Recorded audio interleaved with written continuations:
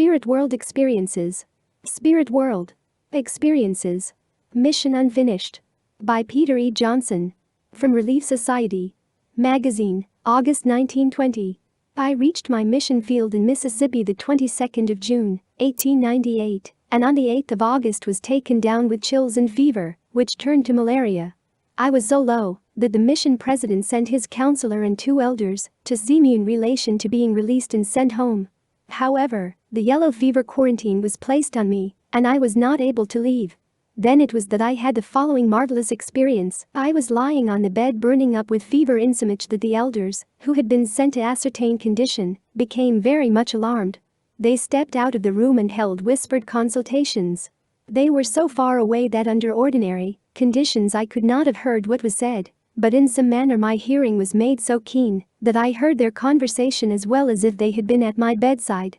They said it was impossible to think of my recovering, and that I never would go home unless I went home in a box. They therefore decided they might just as well notify the mission president and make the necessary arrangements. The following day I asked to be removed into the hall where it was cooler. I was lying on a pallet, or bed.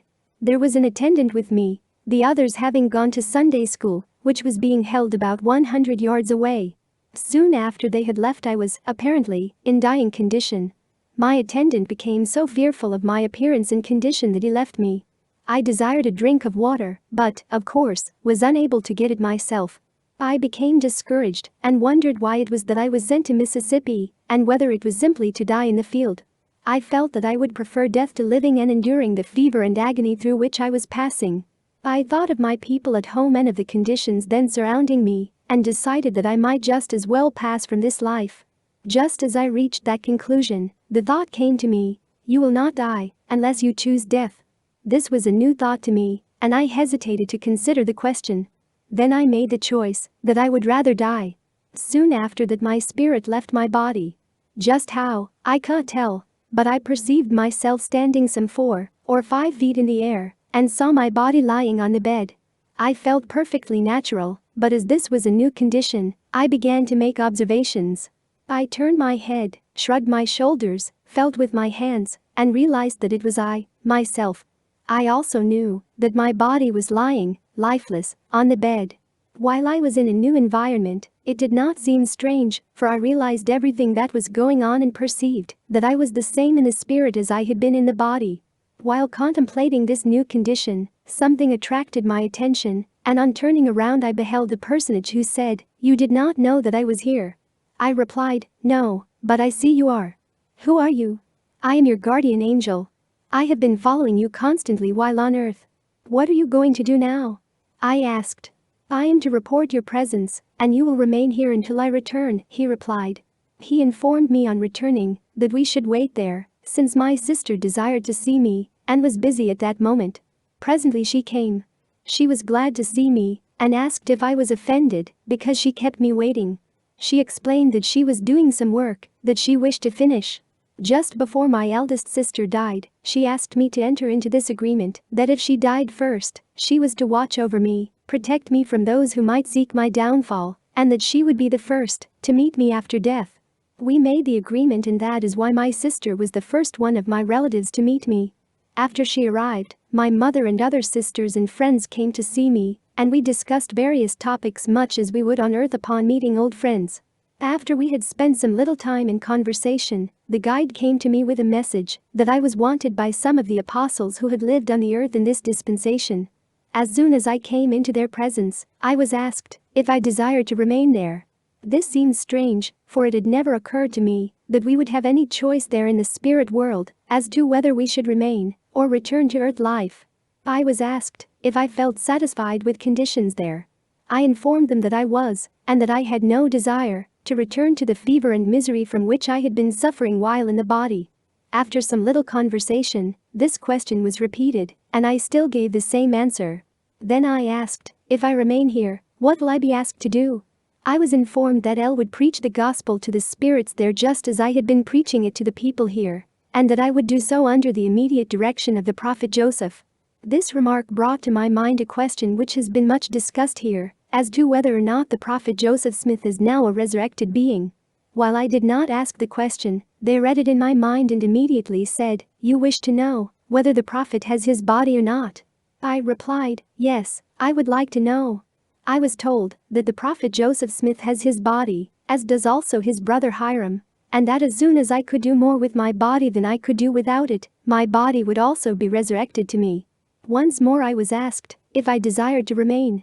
This bothered me considerably, for I had already expressed myself as being satisfied. I then inquired why it was that I was asked so often if I was satisfied and if I desired to remain. I was then informed that my progenitors had made a request that if I chose, I might be granted the privilege of returning and again taking up my mortal body, in order that I might gather my father's genealogy and do the necessary work in the temple for my ancestors. As I was still undecided, one of the apostles said, "We will now show you what will take place if you remain here in the spirit world, after which you can decide." We then returned to the place where my body was lying, and I was informed with emphasis that my first duty would be to watch the body until after it had been disposed of, as that was necessary knowledge for me to have in the resurrection. It was then unfolded how the elders would send a message of my death to President Rich at Chattanooga, and in due time all preparations would be made for the shipment of my body to Utah. One thing seemed peculiar to me. I was able to read the telegram as it ran along the wires, as easily as I could read the pages of a book. I could see President Rich when he received the telegram in Chattanooga.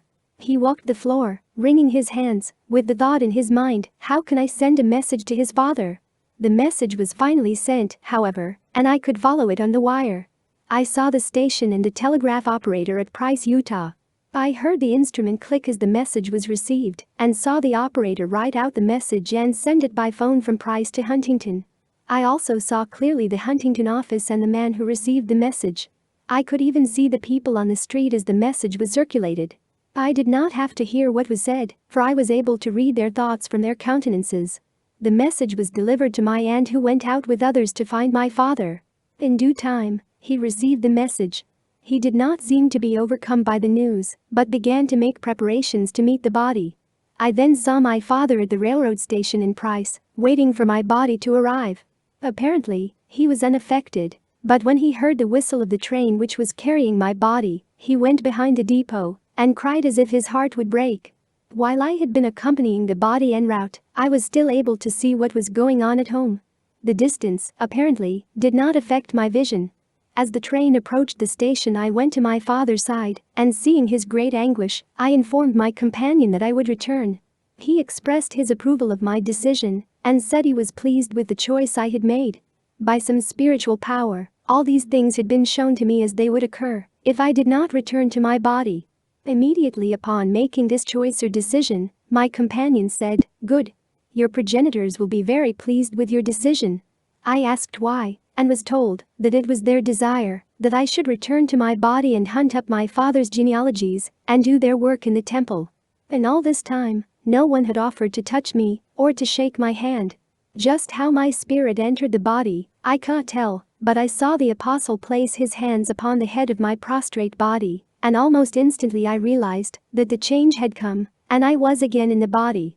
The first thing that I knew, I felt a warm life-giving spot on the crown of my head, which passed through my entire body, going out to the tips of my fingers and toes. I then heard distinctly the same words that had been pronounced by Elder Grant when I was set apart for my mission: "Go in peace and return in safety." After entering my body, I saw no more of the messengers who had been accompanying me, but I had a vivid recollection of all that had taken place. The local elder, who had been left to attend me, but who became frightened at my condition and went away, had not yet returned, but I later learned that he had gone to Sunday school, and, at the close of the exercises, he notified them of my death. The saints, elders and friends were now gathered outside the paling, or fence, discussing matters and trying to decide just what to do. I was still very thirsty, so I arose to get a drink, but found that the water was warm. I then carried the bucket of warm water to the edge of the balcony and drew it out. Then I went down to the well, which was 75 feet deep, and drew a fresh bucket of water and quenched my thirst. The saints, elders and friends who were out at the fence were observing all this, but they feared to come near me. Finally, Brother Morton, at whose home I was stopping, came through the gate and up the walk toward me, but before reaching me, he turned icy cold and stood still. I went up to him and shook hands and invited all of them to come in and handle me, telling them that a spirit did not have flesh and bones like me. Brother Morton looked at me, felt of me, turned me around, then went and looked at the bed on which I had been lying while sick.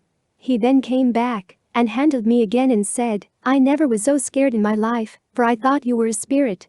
I told him that I was not now a spirit, but a real tangible person.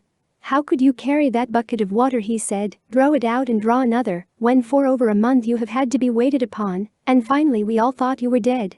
I explained that I had been completely healed by an apostle and had come back to stay with them. I observed that the people in the spirit world were busy and that they were perfectly organized for the work they were doing. It seemed to me a continuation of the work we are doing here, something like going from one stake of Zion to another. There was nothing there that seemed particularly strange to me, everything being quite natural. I have often been asked how long I was in the spirit world. The last I remember of hearing mortal sounds was the singing when Sunday school commenced. When I got up and drew the water, Sunday school had closed. The local elder who attended me did not notify them of my death until just as they were closing. Sunday schools were held 1.5 hours. An Experience with Death. By Mary Johnson Shumway. About the 6th of April, 1891, in Pinedale, Apache County, Arizona, I had been ailing quite a long while, and a deep gloom was over me. I had doctored for my troubles as best I could, but it seemed to do no good. I could not sleep on account of evil spirits. I had no appetite, and this trouble had been preying on me about 2 weeks, when one day I felt so bad I went to bed. A terrible feeling came over me. I felt it coming up from my feet, and I was in a terrible sweat. I sweat so much the sheets had to be changed. It was different from any ordinary sickness, and it lasted through the day until nearly night. I sent for the elders to administer to me, but it did not seem to ease me, and I grew weaker and worse with the sweating. In the evening it seemed that all of a sudden something fell on me and crushed me. The lady attending me, Letty Bryan, saw something had happened to me, and she called my husband. He came in and took me in his arms, and then it became all dark to me as far as this world was concerned.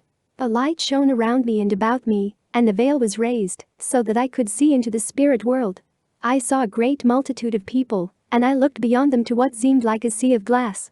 As far as I could see there were beautiful flowers and shrubbery and artistic landscaping, and everything was so heavenly and glorious. I couldn't tell about it, not even about what I saw, but I said, "I am now in a bright light." I then told my husband what I wanted to do with the children, because I was going to go. At that moment the light left me and went right through the roof of the house, and I was aware of myself lying on the bed again. I told them to bring my children to me, because I was going to leave. I had seen all these things, and I did not want to live here any longer. That was the feeling I had. The children and my friends came in and surrounded my bed. The house was crowded and full of people. I kissed the children goodbye and told them how I wanted them to live. They began to beg me to stay and asked why I couldn't stay. I told them, "I guess I will come back and stay a while, if it is the Lord's will."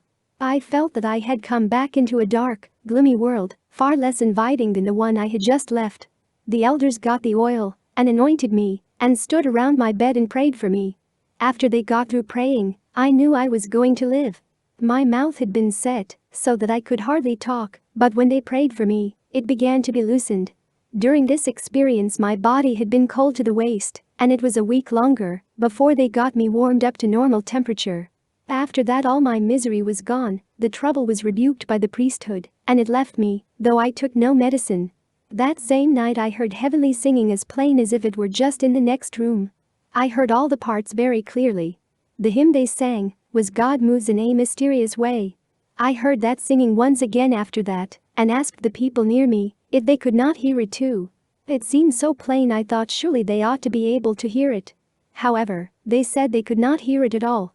Since then I have come to learn about the radio, and I am led to think that I was able to hear it because I was in tune with the source from which it came. The lady who attended me during this wonderful experience had previously almost apostatized from the church, but the next Sunday in fast meeting she arose and said she could not be more sure of the truth if an angel had come and told her, because of the unmistakable influence in the room while I was going through this experience with death. I saw the evil power, or spirits, cast to one side after I said that I was in a bright light and told my husband that I was going to leave. When I told my husband what I wanted done with the children, he wanted to pray for me. so they formed a prayer circle around the bed and began to pray. When they were about 2/3 around the circle, I said, "Well, I guess I will come back and stay a while," and from that moment on it seemed to me that my mission in life was yet to be completed. While I was having this experience, most of the town was there. They seemed to realize that their condition was not all it should be, and they felt that in my experience they had received a call to repentance and to greater love and union among them. When I was coming back to earthly things again, I could see the terrible evil spirits, and I knew it was they who had been causing me my trouble and suffering. I knew too that they were now rebuked, so that they had no power over me from then on. Those spirits were awful things to behold. It made me think of the prophet Joseph's statement wherein he asked the Lord to close up a vision because it was too terrible for him to look upon. I know that I could not possibly be mistaken in the things I have told about in this experience. I have felt the influence of it all my life since that time, and they are still as true to me as can be. It has given me great faith in the Lord to know that His children may know that He is, and that there is a wonderful dwelling place and a great reward awaiting us in the hereafter. Note, Sister Mary Shumway moved to Blanding, Utah, and was blessed with 7 more children in addition to the 5 she already had. She raised them all to maturity and succeeded in reaching her 80th year in life, having done a great deal of work, both in her local church for the living and in the temples for the dead. Prophetic Patriarchal Fulfillment. By James W. Lesueur of the Mesa Temple Presidency. Like the patriarchs of the Old Testament period, our patriarchs of today, by the inspiration of the Holy Spirit, place their hands upon our heads and tell the future that lies before us if we are faithful and live up to the requirements of the gospel. Patriarch Charles D. Evans of Springville, Utah, came to Provo and gave blessings to the students of the BYU on February 26, 1896, and I was one of the favored ones to be blessed under his ministrations. This blessing is recorded in his record book A, page 262 in the archives of the presiding patriarch. Thou shalt receive a knowledge of science and of literature, and thy soul shall delight in learning, and thou shalt be qualified to teach both in the field of theology and that of common learning, was the first promise.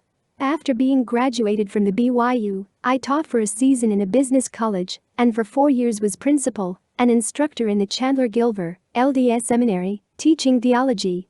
I have also taught in priesthood quorums and religion classes in the church. Thou shalt have strong testimonies of the truth, for thou art a man of faith, a strong believer in thy Maker, and in his providences that are over all.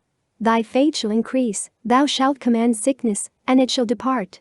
This has been a blessing that has been fulfilled in dozens of instances where sickness has been expelled, in some cases instantly, by the power of the Lord following administrations in which I was a humble participant. In one instance there was a man who had both hands and arms burned so badly that amputation of the arms was declared by 3 doctors to be the only hope of saving his life, and at that it was considered almost hopeless as gangrene had already set in. Unitedly with M.Z. Phelps and Dr. J.B. Nelson, I administered to him in the name of the Lord. He immediately went off to sleep, the first sleep he had had in several weeks.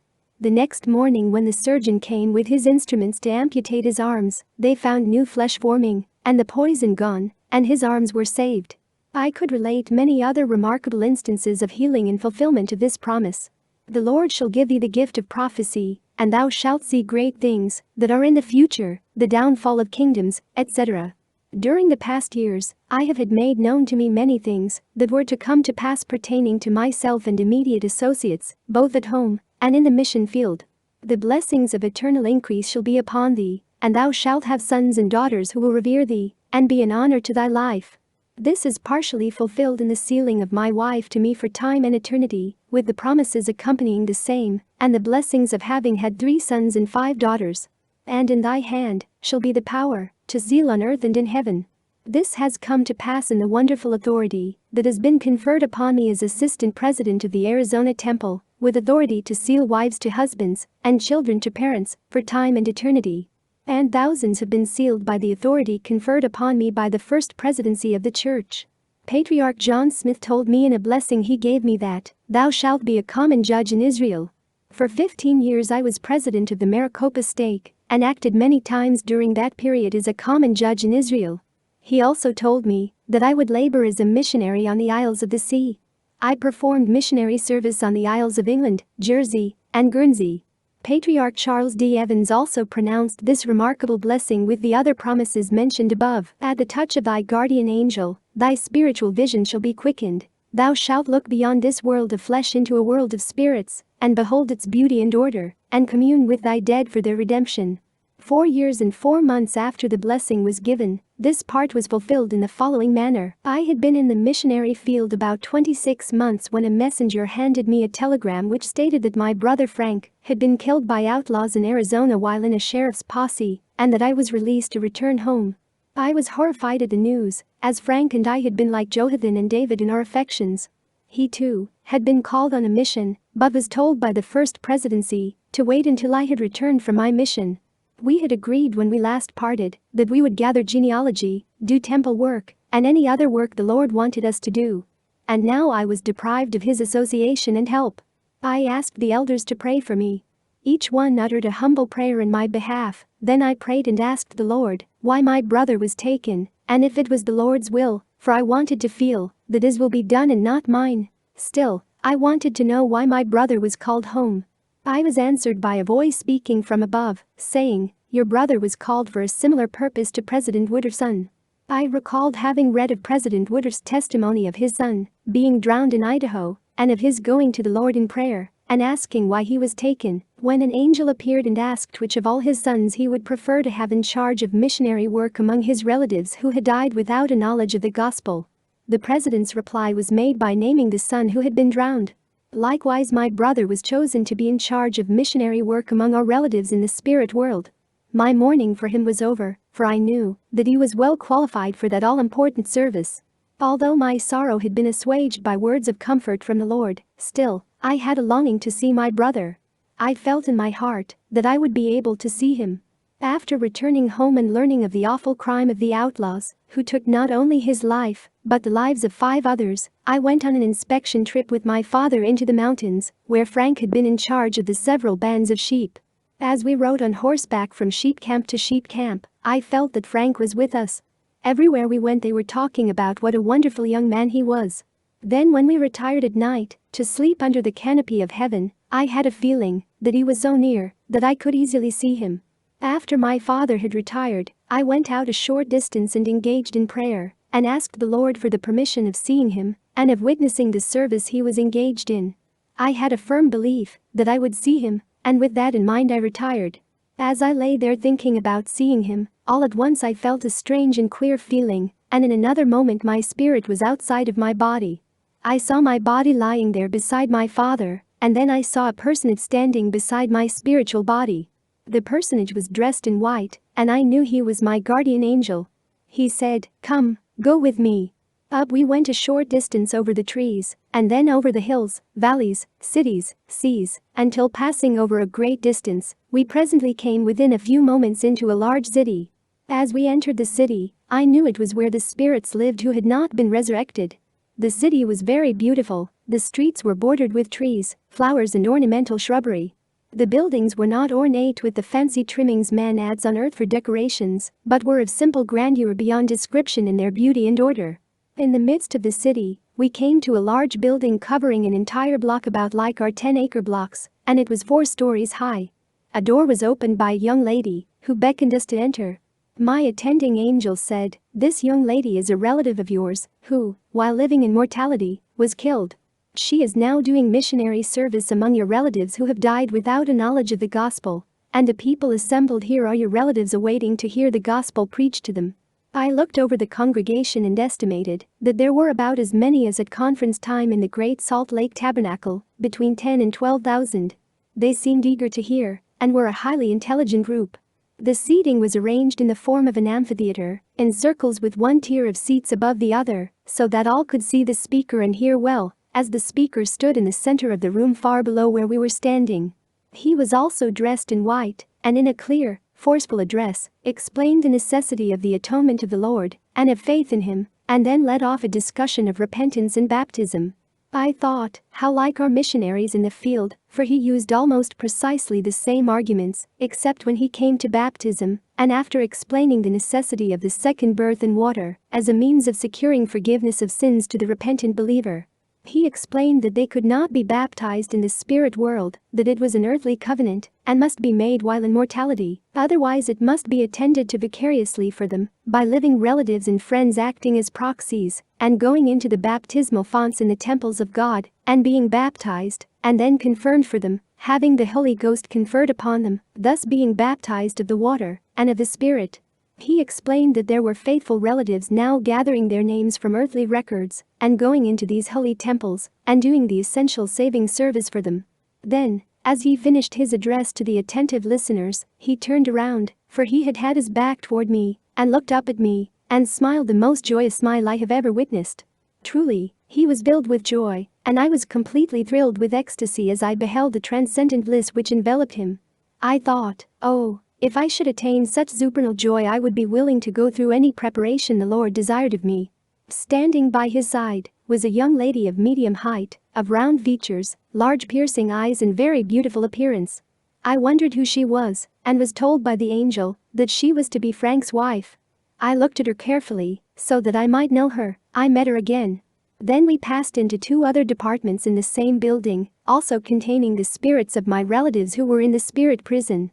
The first groups were arranged in classes in groups of 30 to 40 with a teacher over each group. They were being taught how to read, write, spell, etc., like our common grade schools, by efficient teachers, except that each did not have a separate room. They did not disturb each other, and there was the utmost order and decorum exhibited, and the spirit scholars seemed to be intent upon learning. I thought that here they were being prepared with sufficient education to be taught and to fully appreciate the beautiful principles of the gospel, and that this too was a part of the missionary service given them.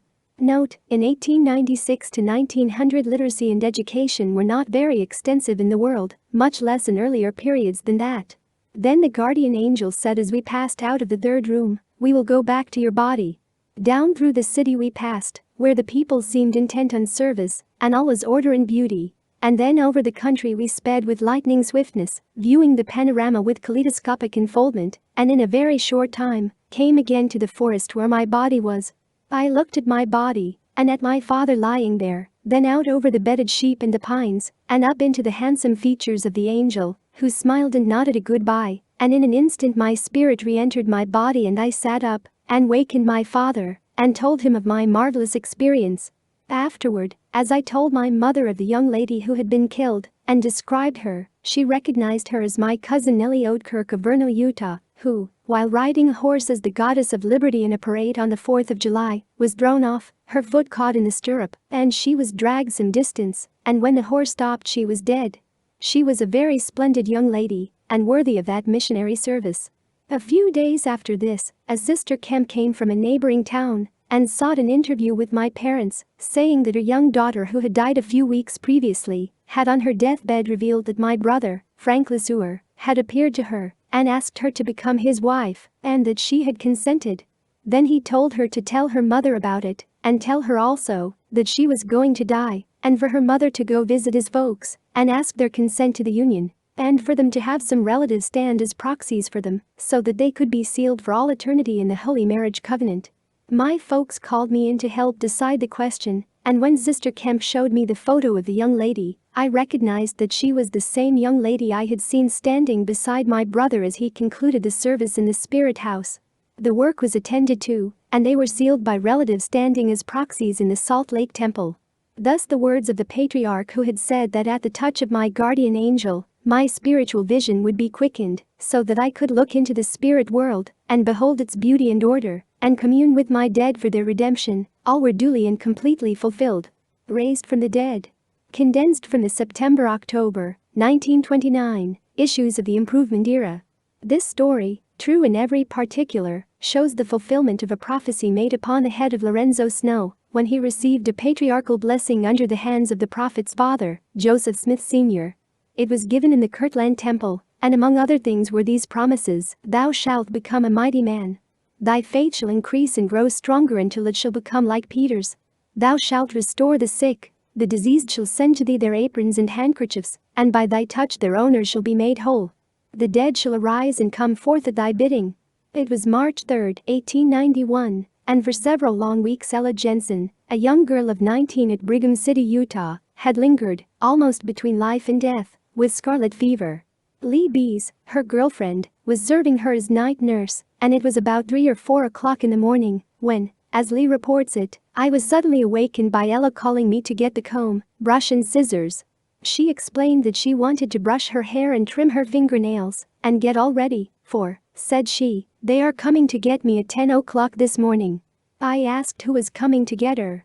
Uncle Hans Jensen and the messengers, she replied, I am going to die, and they are coming at 10 o'clock to get me and take me away. I tried to quiet her, saying that she would feel better in the morning if she would try to sleep. No, she said, I am not going to sleep anymore, but I am going to spend all the time getting ready. She insisted that I get the comb, hairbrush and scissors, which I did, but she was so weak that she could not use them. As I was brushing her hair, she asked me to call her parents. I explained that they were tired and asleep, and that it would be better not to disturb them. Yes, insisted Ella, you must call them. I want to tell them now. The parents were called, and they entered the room. The daughter told them that her Uncle Hans, who was dead, had suddenly appeared in the room while she was awake with her eyes open, and had told her that messengers would be there at 10 o'clock conduct her into the spirit world. The father and mother feared that the girl was delirious and tried to get her to be quiet and go to sleep. She knew their thoughts and said, I know what I am talking about. No, I am not going to sleep anymore. I know I am going to die, and that they are coming to get me. Ella, realizing the end was very near, summoned each one of her family to kiss and bid them goodbye. She called each one by name as they came to the bedside. But her brother Bud was out and had not returned. As it drew toward 10 o'clock, she felt she could not go until she had seen him. She was gasping for breath and exerting all her strength to hold on until Bud got back. Grandma Jensen arrived, and just as Ella had embraced and kissed her, Bud came in with Mrs. Nelson. Ella threw her arms around her brother's neck, kissed him, and then fell back on her pillow dead. It was just 10 o'clock. Ella's father left at once to report to President Snow and consult him regarding arrangements for the funeral. Sister Nelson washed and laid Ella out, dressed her in clean linen, and Bud took the doctor back home, who had been called in this emergency. Meanwhile, news of her death spread about. It was towards noon when Jacob Jensen, Ella's father, reported to President Snow at the tabernacle service because it was more than a mile to town and he had to hitch up the horse to drive there. They returned together with Roger Clausen, who was then the president of the Box Elder Stake. After standing at Ella's bedside for a minute or two, President Snow asked if there were any consecrated oil in the house. All were greatly surprised, but the oil was secured for him. He handed the bottle of oil to Brother Clausen and asked him to anoint Ella, after which Brother Snow confirmed the anointing. Particularly impressive among others were these words that he used, Dear Ella, I command you, in the name of the Lord Jesus Christ, to come back and live. Your mission is not ended. His voice was very commanding, Come back, Ella, come back. Your work upon the earth is not yet completed. Come back. You shall yet live to perform a great mission. Ella remained in her dead condition for more than an hour after President Snow administered to her, or more than 3 hours in all after she had died. Her mother and father were sitting there watching by the bedside, when all at once she opened her eyes, looked about the room, and saw them sitting there. But she still looked for someone else, and the first thing she said was, Where is he? Where is he? Where is who? Why, Brother Snow, she replied. He called me back. They explained to her that Brother Snow and Brother Clausen were very busy and could not remain, and that they had gone. Ella then dropped her head back on her pillow, saying, Why did he call me back? I was so happy and did not want to come back. Then Ella Jensen began to relate her marvelous experiences, marvelous both as to the incidents themselves and as to the great number of them that occurred in the short space of time between 3 and 4 hours. And furthermore, the very nature of these incidents proved that she was telling nothing but the truth. At 10 o'clock my spirit left my body, related Ella. It took me some time to make up my mind to go, as I could hear and see the folks crying and mourning over me. It was very hard for me to leave them, but as soon as I had a glimpse of the other world, I was anxious to go, and all the care and worry left me. I entered a large hall. It was so long that I could not see the end of it. It was filled with people. As I was conducted through the throng, the first person I recognized was my Grandpa H.P. Jensen, who was sitting in one end of the room writing. He looked up and seemed surprised to see me. He said, Why? There is my granddaughter Ella. He was very much pleased, greeted me, and, as he continued with his writing, I passed on through the room and met a great many of my relatives and friends. It was like going along the crowded street of a large city, where you meet many people, only a very few of whom you recognize. The next one I knew was Uncle Hans Jensen with his wife, Mary Ellen. They had 2 small children with them. On inquiring who they were, he told me one was his own, and the other was Uncle Will's little girl. Some seemed to be in family groups. As there were only a few whom I could recognize, and who knew me, I kept moving on. Some inquired about their friends and relatives on the earth. Among the number was my cousin. He asked me how the folks were getting along, and said it grieved him to hear that some of the boys were using tobacco, liquor, and many things that were injurious to them. This proved to me that the people in the other world know to a great extent what happens here on the earth. The people were all dressed in white or cream, excepting Uncle Hans Jensen, who, for this occasion, had on his dark clothes and long rubber boots, the things he wore when he was drowned in the Snake River in Idaho. Everybody appeared to be perfectly happy. I was having a very pleasant visit with each one that I knew. Finally, I reached the end of that long room. I opened a door and went into another room filled with children. They were all arranged in perfect order, the largest ones in the back rows all around the room. They seemed to be convened in a sort of primary or Sunday school, which was presided over by Aunt Eliza R. Snow. There were hundreds of small children there.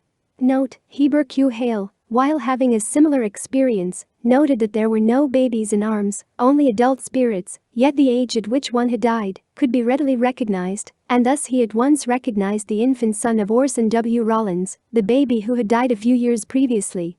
NZP. It was, continued Ella, while I was standing listening to the children singing, gladly meeting, kindly greeting, that I heard President Lorenzo Snow call me. He said, "Sister Ella, you must come back, as your mission is not yet finished here on Earth."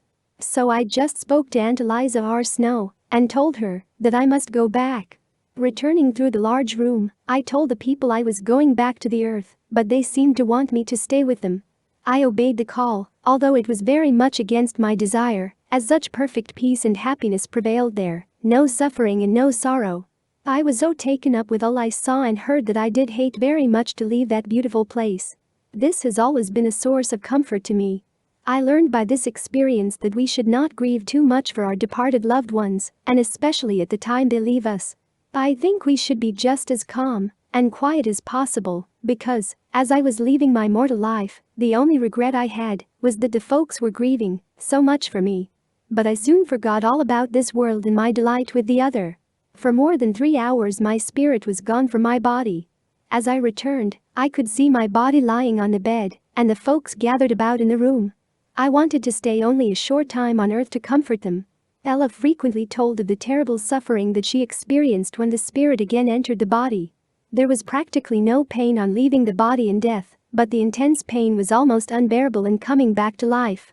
Not only this, but for months, and even years afterward, she experienced new aches and pains and physical disorders that she had never known before. Some of the people Ella described as having met in this spirit sojourn were her aunts and second cousins, long since dead and laid away before she was born. She told her Aunt Harriet White, who had lost 2 daughters, not to mourn them, for she had seen them and had talked with them, and they were very happy in their new sphere of existence. Many relatives and others visited Ella, and she told them the same story of how she had met their relatives and friends over there, how happy they were, and that they had asked about their loved ones here. When Lee Rees, her night nurse, came to stay with Ella the next night, she told her about having seen her, Lee's father, and several others of her people who had passed away, as well as her own Grandpa Jensen, all of whom appeared very happy. One person Ella was puzzled about seeing in the spirit world was little Alfie, the son of Alfonso H. Snow. He had been in her Sunday school class in the first ward, and she did not know that he had just died. When she told her mother, she said, "Yes, Ella, little Alfie is dead, too. He died early this morning, while you were so very sick. We knew you loved him, and that it would be a shock to you, so we did not tell you about his death." But, nevertheless, she had recognized the little fellow happily singing among the children under the direction of Eliza R. Snow. It was while sitting there listening to those children that she heard a voice coming to her in commanding tones, apparently from a long distance, which said, "Come back, Ella, come back. Your work on Earth is not yet completed." And, although she had no desire to come back, but on the contrary, felt determined to remain in that beautiful world. The voice was so authoritative in manner that it seemed to draw, yes, actually draw her spirit out of that room and back to her body. She felt compelled to follow it and return to earth, where she filled to the fullness her life's mission on earth, becoming a mother in Israel and doing much for the glory of God and her own exaltation in the service of the Lord. She is now known as Mrs. Henry White of Brigham City, Utah. For we without them are dead, cannot be made perfect, neither can they without us be made perfect. Neither can they nor we be made perfect without those who have died in the gospel also, for it is necessary in the ushering in of the dispensation of the fullness of times, which dispensation is now beginning to usher in, that a whole and complete and perfect union and welding together of dispensations and keys and powers and glories should take place and be revealed from the days of Adam even to the present time. And not only this, but those things which never have been revealed from the foundation of the world, but have been kept hid from the wise and prudent, shall be revealed unto babes and sucklings in this, the dispensation of the fullness of times. D&C 128:18. A heavenly manifestation. Of Heber Q. Hale, president of the Boise, Idaho stake of the LDS Church. From an autographed copy. It is with a very humble and grateful spirit that I attempt to relate on this occasion, by request, a personal experience which is very sacred to me. I must of necessity be brief. Furthermore, there were certain things made known to me which I do not feel at liberty to relate here. Let me say by way of preface that between the hours of 12 to 7:30 during the night of January 20, 1920, while alone in a room at the home of my friend W.F. Rawson, in Cary, Idaho, this glorious manifestation was vouchsafed to me. I was not conscious of anything that transpired during the hours mentioned, except what I experienced in this manifestation. I did not turn over in bed, nor was I disturbed by any sound, which is indeed unusual for me. Whether it be called a dream, an apparition, a vision or a pilgrimage of my spirit into the world of spirits, I know not, I care not. I know that I actually saw and experienced the things related in this heavenly manifestation, and that they are as real to me as any experience in my life. For me, at least, this is sufficient. Of all the doctrines and practices of the Church, the vicarious work for the dead has been the most difficult for me to comprehend and to wholeheartedly accept. I therefore consider this vision as the Lord's answer to the prayer of my soul on this and certain other questions. I passed but a short distance from my body through a film into the world of spirit. This was my first experience after going to sleep. I seemed to realize that I had passed through the change called death, and I so referred to it in my conversation with the immortal beings with whom I immediately came into contact. I readily observed their displeasure at our use of the word death, and the fear which we attach to it. There they use another word in referring to this transition from mortality, which word I do not now recall, and I can only approach its meaning as the impression was left in my mind by calling it the new birth. My first visual impression was the nearness of the world of spirit to the world of mortality. The vastness of this heavenly sphere was bewildering to the eyes of the spirit novice, especially the many enjoyable unrestricted freedoms as to both vision and action. The vegetation and landscape were beautiful beyond description, not all green, as on the earth, but gold with varying shades of pink, orange and lavender like the rainbow. A sweet calmness pervaded everything. The people I met there I did not think of as spirits, but as men and women, self-thinking and self-acting individuals, going about important business in a most orderly manner. There was perfect order, and everybody had something to do, and seemed to be about their business. That the inhabitants of the spirit world are classified according to their lives of purity, and their subserviency to the Father's will was subsequently made apparent. Particularly was it observed that the wicked and unrepentant are confined to a certain district by themselves, the boundaries of which are as definitely determined and impassable to them as the line marking the division of the physical from the spiritual world is to us. A mere film, but impassable until the person himself is changed.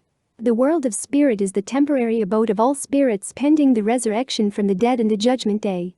There was much activity within the different spheres, and appointed ministers of salvation were seen coming from the higher to the lower spheres in pursuit of their missionary work. I had a very pronounced desire to meet certain of my kinsfolk and friends, but I was at once impressed with the fact that I had entered a tremendously great and extensive world, even greater than our earth and more numerously inhabited. I could be in only one place at a time, could do only one thing at a time, could look only one direction at a time, and accordingly, it would require many years to search out and converse with all those I had known, and those whom I desired to meet, unless they were especially summoned to receive me. All worthy men and women were appointed to special and regular service under a well-organized plan of action, directed principally toward preaching the gospel to the unconverted, teaching those who seek knowledge, and establishing family relationships and gathering genealogies for the use and benefit of mortal survivors of their respective families, that the work of baptism and the sealing ordinances may be vicariously performed for the departed in the temples of God upon the earth. The authorized representatives of families in the world of spirits have access to our temple records and are kept fully advised of the work done therein. However, vicarious work done here does not always become automatically effective over there. The recipients must first believe and repent, then they may accept their baptism and confirmation by receiving certain consummation ordinances that effectualize these saving principles in the lives of these regenerated beings. And so the great work is going on. They doing a work there which we cannot do here, and we doing a work here which they cannot do there, both necessary, each the complement of the other, thus bringing about the salvation of all of God's children who will be saved in the highest kingdom. I was surprised to find that there were no babies in arms. I met the infant son of Orson W. Rollins, my first counselor. I immediately recognized him as the baby who died a few years ago, and yet he seemed to have the intelligence and, in certain respects, the appearance of an adult, and was engaged in matters pertaining to his family and their genealogy. However, my mind was quite content on the point that mothers will again, in the resurrection, receive into their arms their children who died in infancy and raise them to maturity. The fact remains that entrance into the world of spirit at early ages is not an inhibition to growth, but is the greatest opportunity for development. Babies are just adult spirits in infant bodies. I presently beheld mighty multitudes of men, the largest I have ever seen, gathered in one place, whom I immediately recognized as soldiers, the millions who had been slaughtered and rushed so savagely into the world of spirit during the Great World War. Among them moved calmly and majestically a great general in supreme command. As I drew nearer, I received the kindly smile and generous welcome of that great and loving man, General Richard W. Young, formerly of Salt Lake City. Then came the positive conviction to my mind that of all men, living or dead, there is not one who is so perfectly fitted for this great mission unto which he had been called than was he.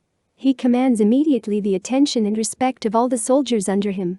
He is at once a great general and a great high priest of God. No earthly field of labor to which he could have been assigned can compare with it in importance and extent.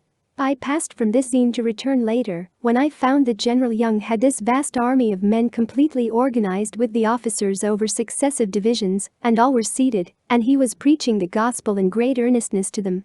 As I passed on, I soon met my beloved mother.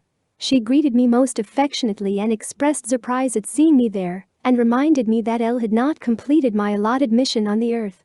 She seemed to be going somewhere, and was in a hurry, so accordingly she took her leave by saying that she would see me again. I moved forward, covering an appreciable distance and consuming considerable time viewing the wonderful sights of landscapes, parks, trees, and flowers, and meeting people, some of whom I knew, but many thousands of whom I did not recognize. I presently approached a small group of men standing in a path which was lined with spacious stretches of flowers, grass and shrubbery all of a golden hue, marking the approach to a beautiful building. The group was engaged in an earnest conversation. One of their number parted from the rest and came walking down the path toward me. I at once recognized our esteemed president, the late Joseph F. Smith. He embraced me as a father would his son, and after a few words of greeting, quickly remarked, "You have not come to stay," which remark I understood more as a declaration than an interrogation. For the first time, I became fully conscious of my uncompleted mission on earth, and as much as I would have liked to remain, I at once asked President Smith when I might return. "You have expressed a righteous desire," he replied, "and I shall take the matter up with the authorities and let you know later." We then turned, and he led me toward the little group of men from whom he had just separated. I immediately recognized President Brigham Young and the Prophet Joseph Smith. I was surprised to find the former a shorter and heavier-built man than I had expected. On the other hand, I found the latter to be taller than I had expected to find him. Both they and President Smith were possessed of a calm and holy majesty which was at once kind and kingly. President Smith then introduced me to the others, who greeted me warmly. We then retraced our steps, and President Smith took his leave from me, saying that he would see me again. From a certain point of vantage, I was permitted to view this earth and what was going on here. There were no limitations to my vision, and I was astounded at this. I saw my wife and children at home. I saw President Heber J. Grant at the head of the great church and kingdom of God, and felt the divine power that radiated from God, giving light and truth to the church and guiding its destiny. I beheld this nation founded as it is upon correct principles and designed to endure, beset by evil and sinister forces that seek to lead men astray and to thwart the purposes of God. I saw towns and cities and the sins and wickedness of men and women within them. I saw vessels sailing upon the ocean, and I scanned the battle-scarred fields of France and Belgium. In a word, I beheld the whole world, as if it were but a panorama in review before my eyes. Then there came to me the unmistakable impression that this earth and the scenes and persons upon it are open to the vision of the spirits only when special permission is given, or when they are assigned to some special service here. This is particularly true of the righteous who are busily engaged in the service of the Lord, and who cannot be engaged in two fields of activity at the same time. The wicked and unrepentant spirits having still, like all the rest, their free agency, and applying themselves to no useful or wholesome undertaking, seek the pleasures of degenerate humanity. To this extent they are still the tools of Satan. It is these idle, mischievous and deceptive spirits who appear as miserable counterfeits at spiritualistic seances, table dancing and Ouija board operations. The noble and great ones do not respond to the call of mediums and to every curious group of meddlesome inquirers. They would not do it in mortality, certainly they would not do it in their increased state of knowledge in the world of immortality. These wicked and unrepentant spirits, as allies of Satan and his hosts, operate through willing mediums in the flesh. These three forces constitute an unholy trinity upon the earth, and are responsible for all the sin, wickedness, distress and misery among men and nations.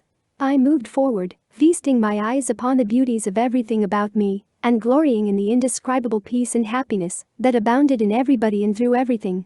The farther I went, the more glorious things appeared. While standing at a certain vantage point, I beheld a short distance away a wonderfully beautiful temple, capped with golden domes, from which emerged a small group of men dressed in white robes, who paused for a brief conversation. These were the first men I had seen thus clad. The millions that I had previously seen were dressed in various individual styles. The soldiers, for instance, were in uniform. In this little group of holy men my eyes rested upon one more splendorous and holy than all the rest. While I thus gazed upon them, President Joseph F. Smith parted from the others and came to my side. "Do you know him?" he inquired. I quickly answered, "Yes, I know him. My eyes behold my Lord and Savior." "It is true," said President Smith. And, oh, how my soul was thrilled with rapture, and unspeakable joy filled my heart. President Smith then informed me that I had been given permission to return and complete my mission on the earth which the Lord had appointed me to fill. Then with his hand upon my shoulder, he uttered these memorable and significant words, "Brother Heber, you have a great work to do. Go forward with a prayerful heart and you shall be blessed in your ministry. From this time on, never doubt that God lives, that Jesus Christ is his Son, the Savior of the world, that the Holy Ghost is a God Spirit and a messenger of the Father and Son. Never doubt the resurrection of the dead, the immortality of the soul, that the mission of the Latter-day Saints is to save all the world, all mankind, both living and dead, and that the great work in the holy temples for the salvation of the dead is only begun. Know this, that Joseph Smith was sent of God to usher in the gospel dispensation of the fullness of time, which is the last unto mortals upon earth. His successors have all been called and approved of God. President Heber J. Grant is at this time recognized as the ordained head of the Church of Jesus Christ upon the earth. Give him your confidence and support. Much you have seen and heard here, you will not be permitted to repeat when you return." Thus concluding, he bade me goodbye, and God bless you. I traveled quite a distance through various scenes and passed innumerable people before I reached the sphere where I had first entered. On my way, I was greeted by many friends and relatives, certain of whom sent words of greeting and counsel to their dear ones on earth, my mother being one of them. One other I will mention. I met Brother John Adamson, his wife, his son James, and daughter Isabel, all of whom were killed by the hand of a foul assassin at Cary, Idaho, on the evening of October 29, 1915. They seemed to divine that I was on my way back to mortality and immediately said, Brother Adamson speaking, "Tell the children that we are very happy and that they should not mourn our departure or worry their minds over the manner by which we were taken. There is a purpose in it, and we have work here to do which requires our collective effort and which we could not do individually." I was at once made to know that the work referred to was that of genealogy on which they were working in England and Scotland. One of the grandest and most sacred things of heaven is family relationship. The establishing of a complete chain without any broken links brings a fullness of joy. Links wholly have been dropped out and other new links put in, or two adjoining links welded together. Men and women throughout the world are moved upon by their dead ancestors to gather genealogies. The ordinances of baptism, endowments, and sealings which are performed in the temple of God by the living for the dead constitute the welding of the links for the chain. The ordinances are performed in the spirit world, effectualizing in the recipients the saving principles of the gospel which are vicariously performed on earth. As I was approaching the place where I had entered, my attention was attracted to a small group of women preparing what appeared to be wearing apparel. Observing my inquiring countenance, one of them remarked, "We are preparing to receive Brother Philip Worthington soon. He died 2 days later, on January 22nd. I received a telegram to come and preach at his funeral services, held January 23. As I gasped his name in repetition, I was admonished, if you knew the joy and the glorious mission that awaits him here, you would not ask to have him detained longer on earth. Then, flooding through consciousness, came the awful truth that the will of the Lord can be done on earth as it is in heaven, only when we resign completely to his will and let his will be done in us and through us.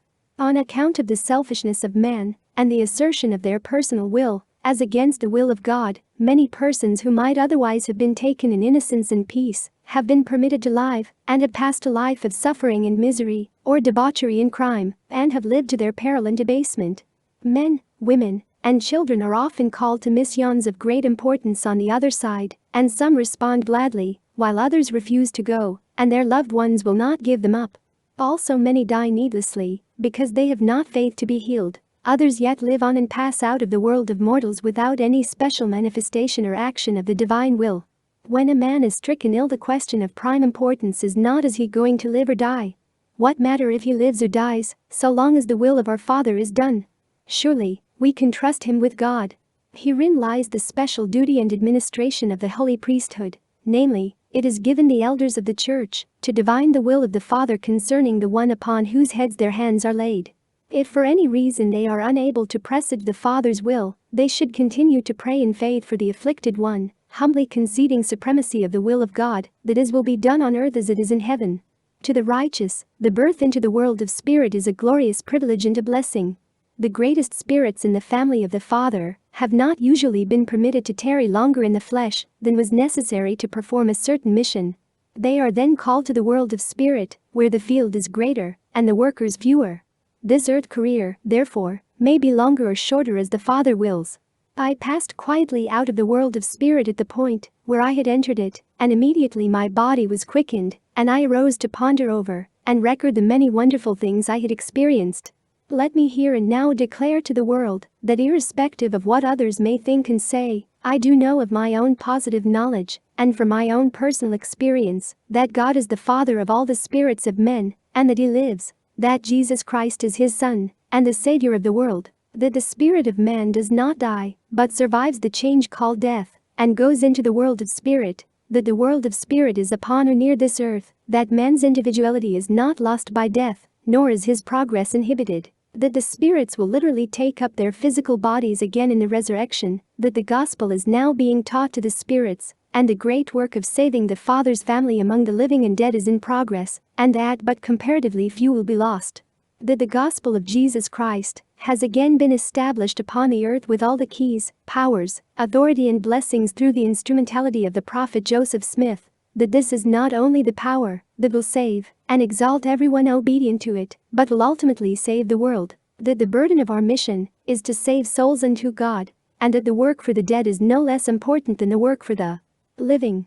Every dispensation that has had the priesthood on the earth and has gone into the celestial kingdom has had a certain amount of work to do to prepare to go to the earth with the Savior when He goes to reign on the earth. Each dispensation has had ample time to do this work. We have not. We are the last dispensation, and so much work has to be done, and we need to be in a hurry in order to accomplish it. Joseph Smith from the Spirit World to Wilfred Woodruff. Deseret News, Bowl. 53, number 21. Promptings of the Spirit. To Robert M. Tyler. About March 1872, we lived in the old fort in Kanab, Utah, which had been built by the settlers for protection against Indians. Most of the families had moved out of the fort to homes in the town. However, a few families, including our own, remained in the old fort. We occupied 3 rooms. The middle one was used for the kitchen and dining room. My brother Charles, who was 5, and I, 7.5 years old, slept in one of the rooms, and the remainder of the family slept in the other. The kitchen was directly between the 2 bedrooms. These buildings were covered with dirt. We had had a long rainy spell, and one night when Charles and I went in to go to bed, it just seemed as though something told me that that roof would cave in that night. It impressed me so much that we took our bedding and carried it into the room where the rest of the family slept. Father and Mother asked why we moved in there, and I replied that I believed the roof of the other room was going to cave in that night. The next morning at daybreak I arose and went to our bedroom to find that the corner of the roof where we had slept had fallen in and crushed the wooden bedstead to the floor. Undoubtedly the falling roof would have killed both of us had we not heeded the warning. 2 of the above-mentioned rooms were built of logs and one of stone with no partition openings. One had to go outside to pass from one room to another. At 11 a glimpse of death's bright angel. In the year 1875, we lived in Kanab, Utah, just across the street east of Bishop William D. Johnson. On April 19th of that year my mother's baby, which was about 3 weeks old, was very sick. Larkham Lewis and I were playing out in the lot just east of the house about 9 o'clock in the morning when we looked and saw something ascending directly from the house in a southwesterly direction. It appeared to be about the size of a woman wrapped in a robe. It was of a brilliant gold color, much brighter than the sunshine of that beautiful April morning. It was not far up when we first saw it. It moved very fast, but we could still see it when it appeared to be miles away. When we first saw it, I said to Larkham, "I wonder if the baby is dead." We watched it till it was out of sight, then in a few seconds we saw a glimpse of it again. Neither of us spoke to the other after that.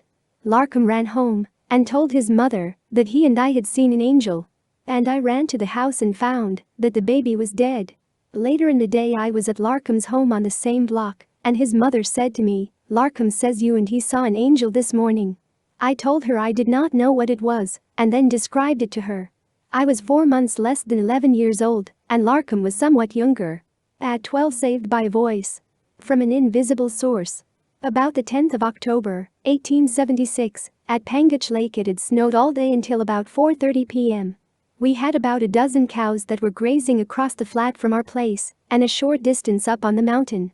I had a saddle pony about the same distance in the opposite direction, so I decided to walk after the cows instead of getting the horse to ride after them. After I had crossed the flat and gone over a ridge that came down the mountainside, there was a slight slope to go down for 100 yards or so, and a wash about 4 feet deep at the lower part, from which rose the mountain proper. The cows were now in sight, and as I got within a few steps of this wash, a voice from what seemed to be about 200 feet away, and up in the air as high as the tops of the pines, called in the exact tone of my father's voice, "Oh, Bob." But my father was 150 miles away at the time. I was not frightened at the voice, but felt that it was a heavenly warning against danger. I did not stop, but instantly turned and ran with all my might. I had such great fear that I was afraid to stop to look back. I felt that something was after me, but just before passing back over the ridge, I looked back but saw nothing. Nevertheless, I still hurried as fast as I could through the snow. When I reached home the pony had come in, and I mounted it and went back on a run to see if I could see anything to be afraid of. As I rode up to the wash just ahead of where I had heard the voice, I saw the fresh tracks of a large bear which had gone down the wash after the last snow had fallen. This was not an imaginary voice, it was as loud as my father could have called me had he been there, and it echoed in the timber as is common after a snow. When I was a boy at home my folks called me Bob. I shall always believe that, if I had not had the warning I would have met that bear in the wash. I was just 12 years old. At 24 impressed to take lumber for a coffin. Also warned of immediate danger. In 1888, my brother John and I owned a sawmill at Pinedale, Arizona, and at the same time we owned homes at Woodruff, 40 miles away. One day we were going from the mill to Woodruff to stay at our homes for a few weeks. My brother and his wife and my wife packed up all the baggage and carried it out ready for loading, while I hitched up the team. As I drove up to the place to load on the baggage, an impression came to me to take some lumber for a coffin with us to Woodruff. I told the others of my impression, and my brother tried to argue me out of such a notion, But I was not to be changed from my decision, and so I drove back to the lumber yard and selected some nice clear lumber to make the coffin, and also some to make a box in which to place the coffin. I put the lumber in the bottom of the wagon and loaded our baggage on top of it. The next day when we arrived in Woodruff, a little town of 20 families, everyone was well, but my impression still stayed with me. The next day Bishop E.M. Webb's 14-year-old daughter Nellie took sick, and in 8 days from the time I arrived, I helped to make our lumber into a coffin for this girl. As there was no lumber in Woodruff, they would have had to travel at least 20 miles to Snowflake, the nearest place, to get it. If I had taken measurements of the corpse and gone to a lumber yard, I could not have obtained the right amount of more suitable lumber. During the following winter we had a heavy snow in the mountains. 2 days after the snow, I was at the sawmill and was standing under a lumber shed with a paper in my hands figuring up a bill of lumber. I had only been there a moment or so when an impression came to me to move from under the shed as it was going to fall. I walked out about 15 feet from the shed and stopped in the snow, nearly up to my knees, with my back to the shed, to finish my figuring, and at the same time I was wondering why I was impressed to get out from under the shed when it had held that load of snow for 2 days. Just then it went down. It did not fall one side at a time. Every corner had an equal number of nails, and it seemed that the slight jerk of the first one turning loose caused them all to let go at once, causing the entire shed to fall at the same time. If I had not moved, I would have been crushed to death instantly. Thus again did the prompting of the Spirit save me from being crushed under a falling roof. At 29, premonition of death. Future wife shown in a dream. In 1893, Brother David Lee and I were joint owners of a sawmill in Luna Valley, New Mexico, 12 miles from Alpine, Arizona, which was my home at that time. On February 12 of that year, Brother Lee came up to Alpine to inform me that he had a supply of logs on hand and wanted me to come and saw them out as he had a mill crew ready.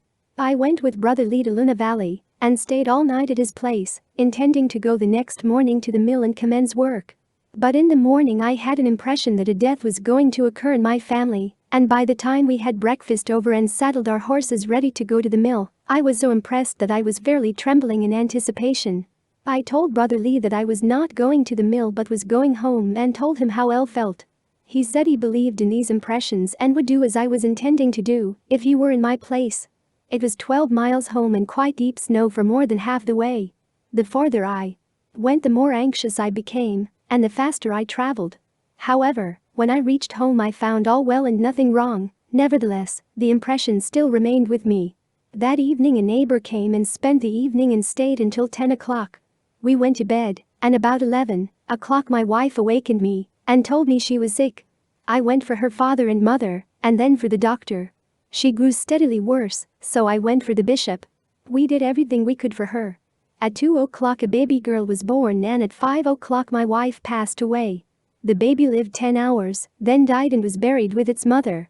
If I had not listened to the impression, it would have been impossible to have arrived there before she died. I remained at my home in Alpine until June, and then became very restless and wanted to travel. My wife's mother said she wished I would go to Ashley, Utah, and get acquainted with her folks whom I had never met, and she would take care of my 4 children. So I went to Ashley and stayed 6 weeks, and then went from there to Salt Lake City by team with some other parties. One night after crossing Strawberry River, we camped a short distance from the river, and during the night I had a strange dream. I dreamed of taking Charlotte Webb to heaven. At this time I was only barely acquainted with this girl. She lived in Nutrioso, Arizona, 8 miles from my home. In my dream, I was with Charlotte Webb and saw a large audience of people ready to hold an outdoor meeting among the timber. As we approached the audience, my wife came out to meet us, and after embracing me, turned to the girl and took her in her arms and held her while we listened to a song from the audience which consisted of 3 verses and a chorus. When I awoke I remembered all of the chorus and part of the verses and the tune of the chorus. The title of the song was, "The Gates of Death Are Wide and Open." It was the most beautiful music I ever have heard in all my life. When I awoke from my dream my impression was that I would marry this girl. This occurred on August 29, 1893. I did not get home until the following November, and the day after arriving home, this girl's father J.D.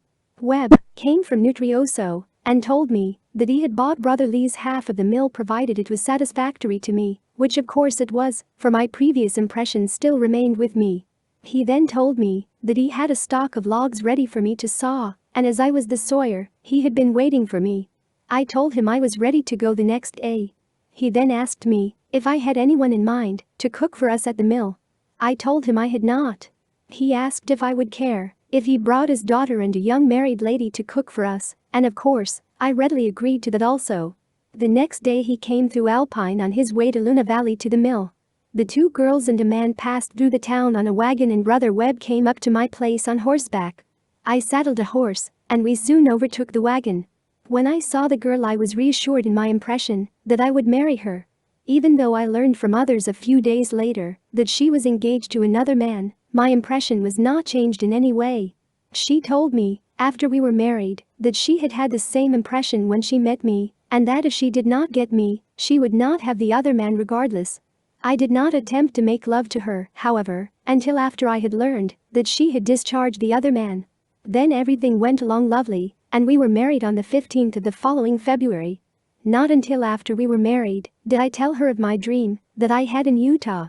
In April 1901, Patriarch Claridge, in a blessing, said to her in part, "The Lord has been very merciful unto you, and blessed you in many ways, and he is pleased with your labors, and especially for being a mother to your husband's motherless children, and your reward will be great for so doing, and their mother will take you in her arms, and will bless you for the good work you have done." This was what I had seen in my dream 8 years before. In 1895, miraculously healed. In 1895, when my wife and I with our family moved to Eden, Arizona, I was shortly afterward taken ill with what the doctor termed malaria fever. I had a very severe pain in the back of my head and neck for 4 days and had become unconscious.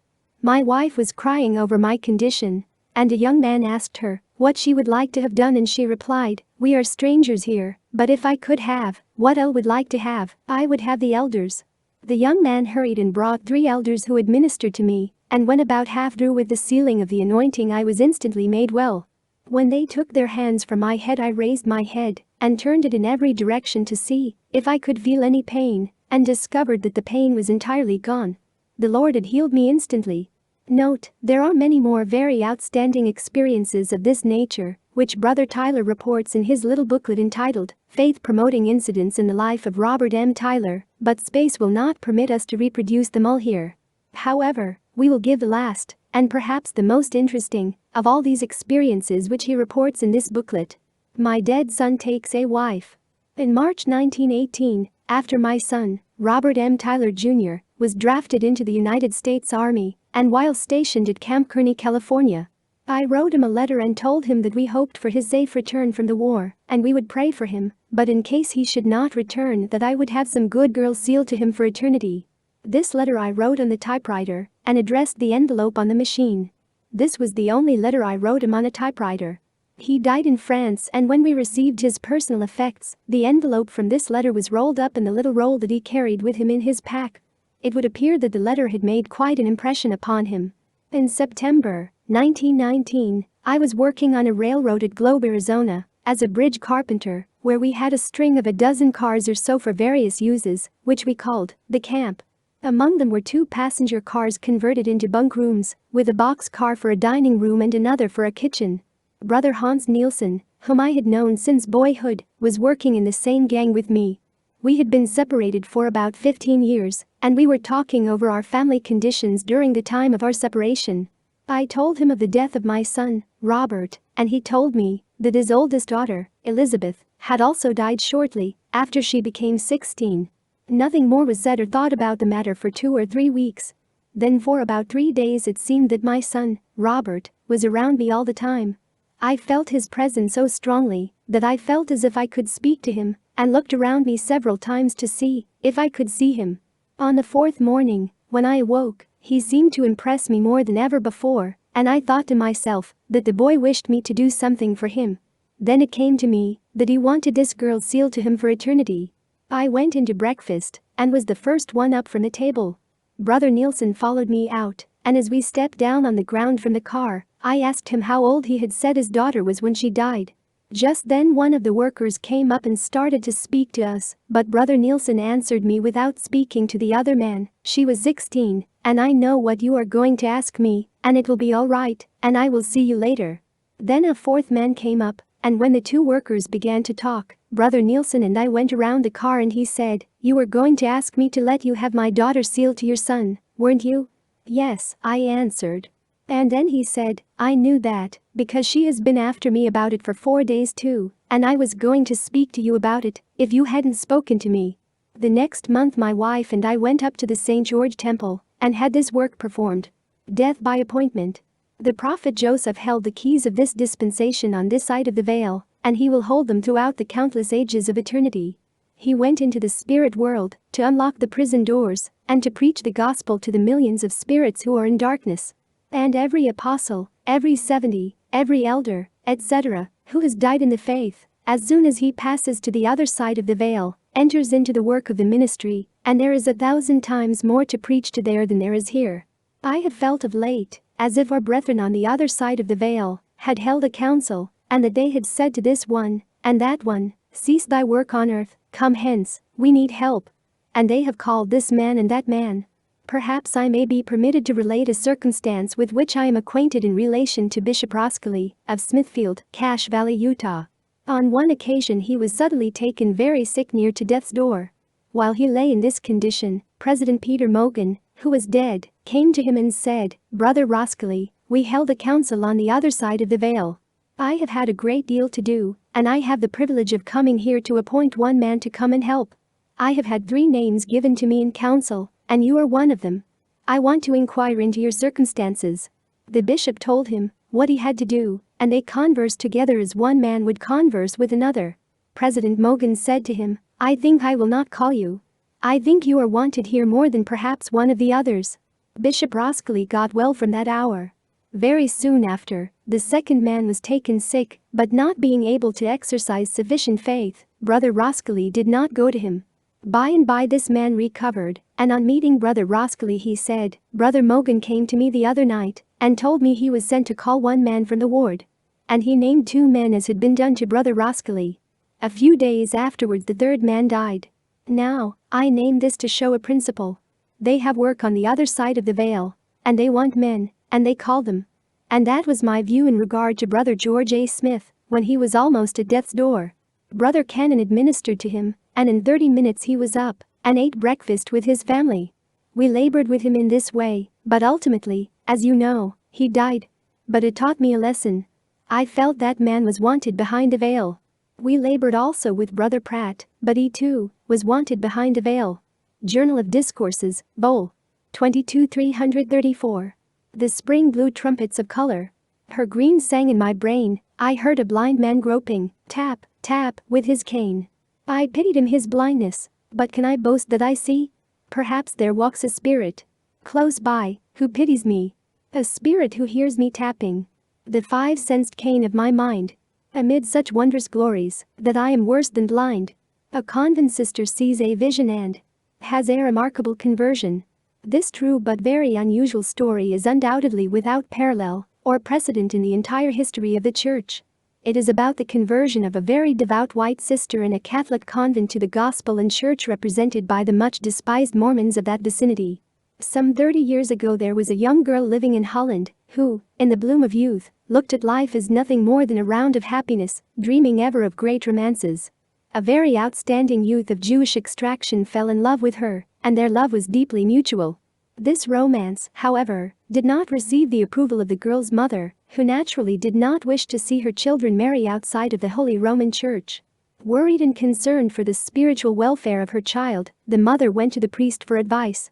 The good father suggested that the best possible solution would be to send the girl to a convent for 2 years, pointing out that she would undoubtedly forget her puppy love in that time and have the benefit of the wonderful training and experience afforded at the convent, as well.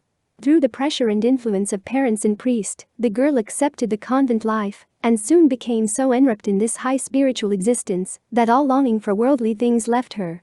She desired nothing more than to spend the rest of her life in the convent, apart from what was termed the lower world. Meanwhile, seeds of gospel truth sown by Mormon elders has found fruitful ground in her mother's heart, and baptism claimed her into the fold of the Church of Jesus Christ. Feeling duty-bound to inform her daughter of this newfound faith and happiness, the mother at once went to the convent to see her daughter. But this supposedly good news had anything but the desired effect. Her daughter was only grief-stricken and heartbroken about it, and could only pray night and day for the return of her mother to the Catholic faith. To her mother's written entreaties to leave the convent and come home, she could only reply, "Mother, if you love your child dearly, why do you try to take away her happiness? I am here, happy and contented, and my only desire is to live here the rest of my life. I have been asking the sisters of the convent to help me pray for my family and their safe return to the Holy Mother Church." Almost 2 years passed before parental authority obliged the girl to leave the convent. Bitterly dejected, she prayed to God that he let her die before entering the lower world again, but her prayers were not answered, and she could remain no longer in the convent without the consent of her parents.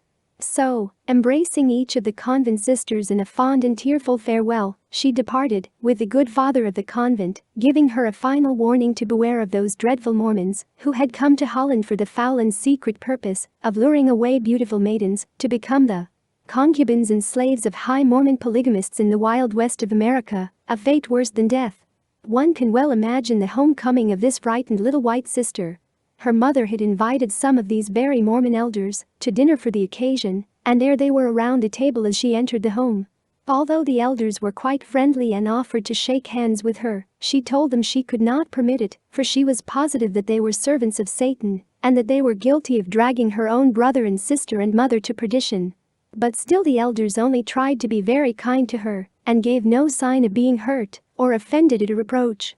Days passed by and it seemed impossible for her to stay at home. Always she longed for the convent, and one day she ran away and returned to it. The Mother Superior was glad to see her again and invited her to come inside. They prepared a special feast for her, and her joy seemed overflowing to be in her old surroundings again. She longed to stay there forever, but it was pointed out again that she could not remain without the necessary consent of her parents, so she once again departed tearfully from the convent. Months passed, and repeatedly her mother tried to explain the various doctrines of the Mormon Church to her, but the words fell on deaf ears as the girl closed them tightly with her hands, as the good father had advised her to do. One day her mother approached her in a more roundabout way by asking her when it was that she was baptized. The answer was, when 3 days old. Then her mother asked her how old Christ was when he was baptized.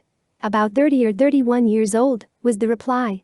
Then taking the Bible, her mother pointed out that one must first repent and then be baptized for the forgiveness of sins, and that little babies were without sin and should not be baptized, but rather should be blessed as the Christ child was blessed in the temple, and as he himself later blessed the little children instead of baptizing them.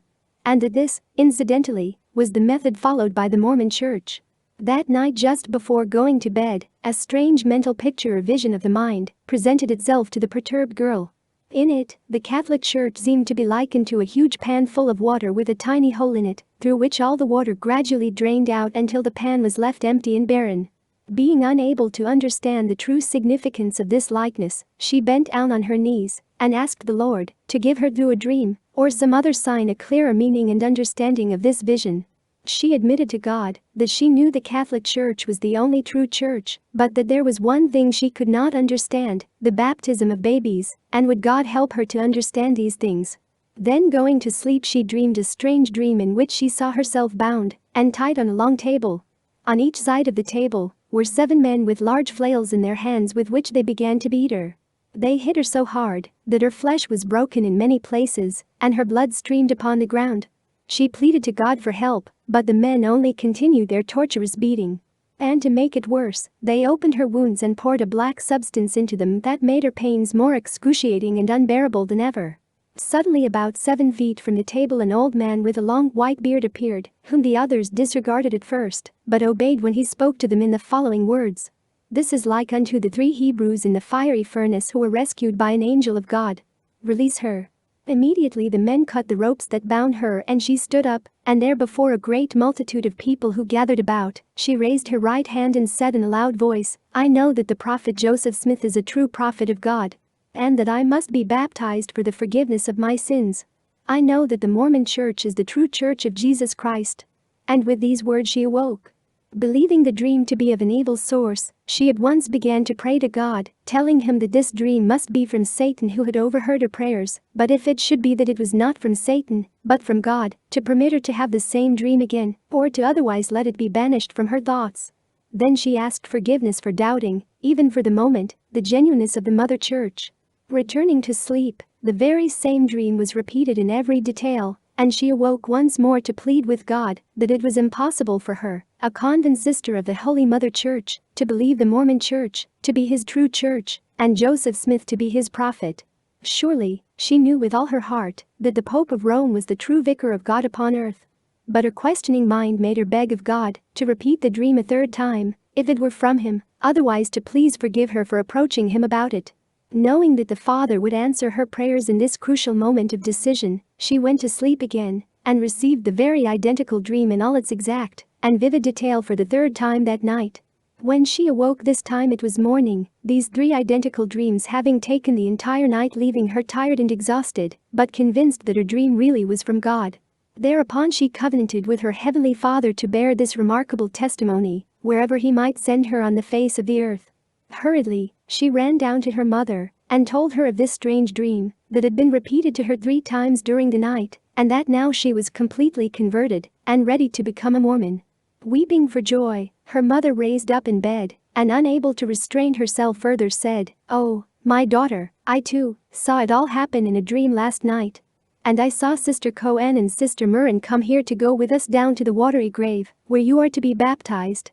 Truly enough, an hour or so later, without prearrangement or foreknowledge of the situation, these 2 sisters arrived at this home at the same moment from opposite parts of the city, as if some unaccountable force urged them to come. It was a bitter cold day on the 15th of January that this little group walked from The Hague down to Scheveningen by the ocean side for this unusual baptism. It was growing dark toward evening, and the ocean was very rough. Brother Park Kenner, the officiating elder who had been summoned, said, "Sister, hadn't you better wait for another time? Look at the sea, how wild and rough it is." "Water shall not prevent me from being baptized," she replied. And then she asked permission to withdraw a short distance from them to pray. And there in the darkness of the seashore she knelt down and asked the Lord to calm the sea as he had done in Galilee, and then she thanked him again for her strong and wonderful testimony. When she returned again to the little group, the wind had suddenly subsided and the ocean was as calm as on a clear summer evening. Together with Elder Park Kenner, she walked out into the ocean, where the water was deep enough, and there by the authority of the holy priesthood, he baptized her. But at that instant it seemed as if the evil one must manifest himself too, as she received a very severe blow on the back of her head, apparently from a heavy piece of driftwood that left her moaning in unbearable pain. The following day she went to Sunday school to be confirmed a member of the church and received the gift of the Holy Ghost by the laying on of hands. Although the severe pain was still with her, it suddenly left when Brother Jan Roger laid his hands on her head for this ordinance. A divine, powerful spirit possessed him that fairly shook his frame as he spoke the words of this administration, and the pain immediately and entirely left her body. She received not only her confirmation, but a wonderful and inspired blessing as well. From that time forth, this good sister became a faithful, an ardent worker in the Church of Jesus Christ of Latter-day Saints. In due time she came to America, where she has raised a fine family in the faith. This former convent sister is now Sister Anna Newlander. The Dream of Yellow Face. By President Edward J. Wood. Of the Alberta Stake, and President of the Alberta Temple.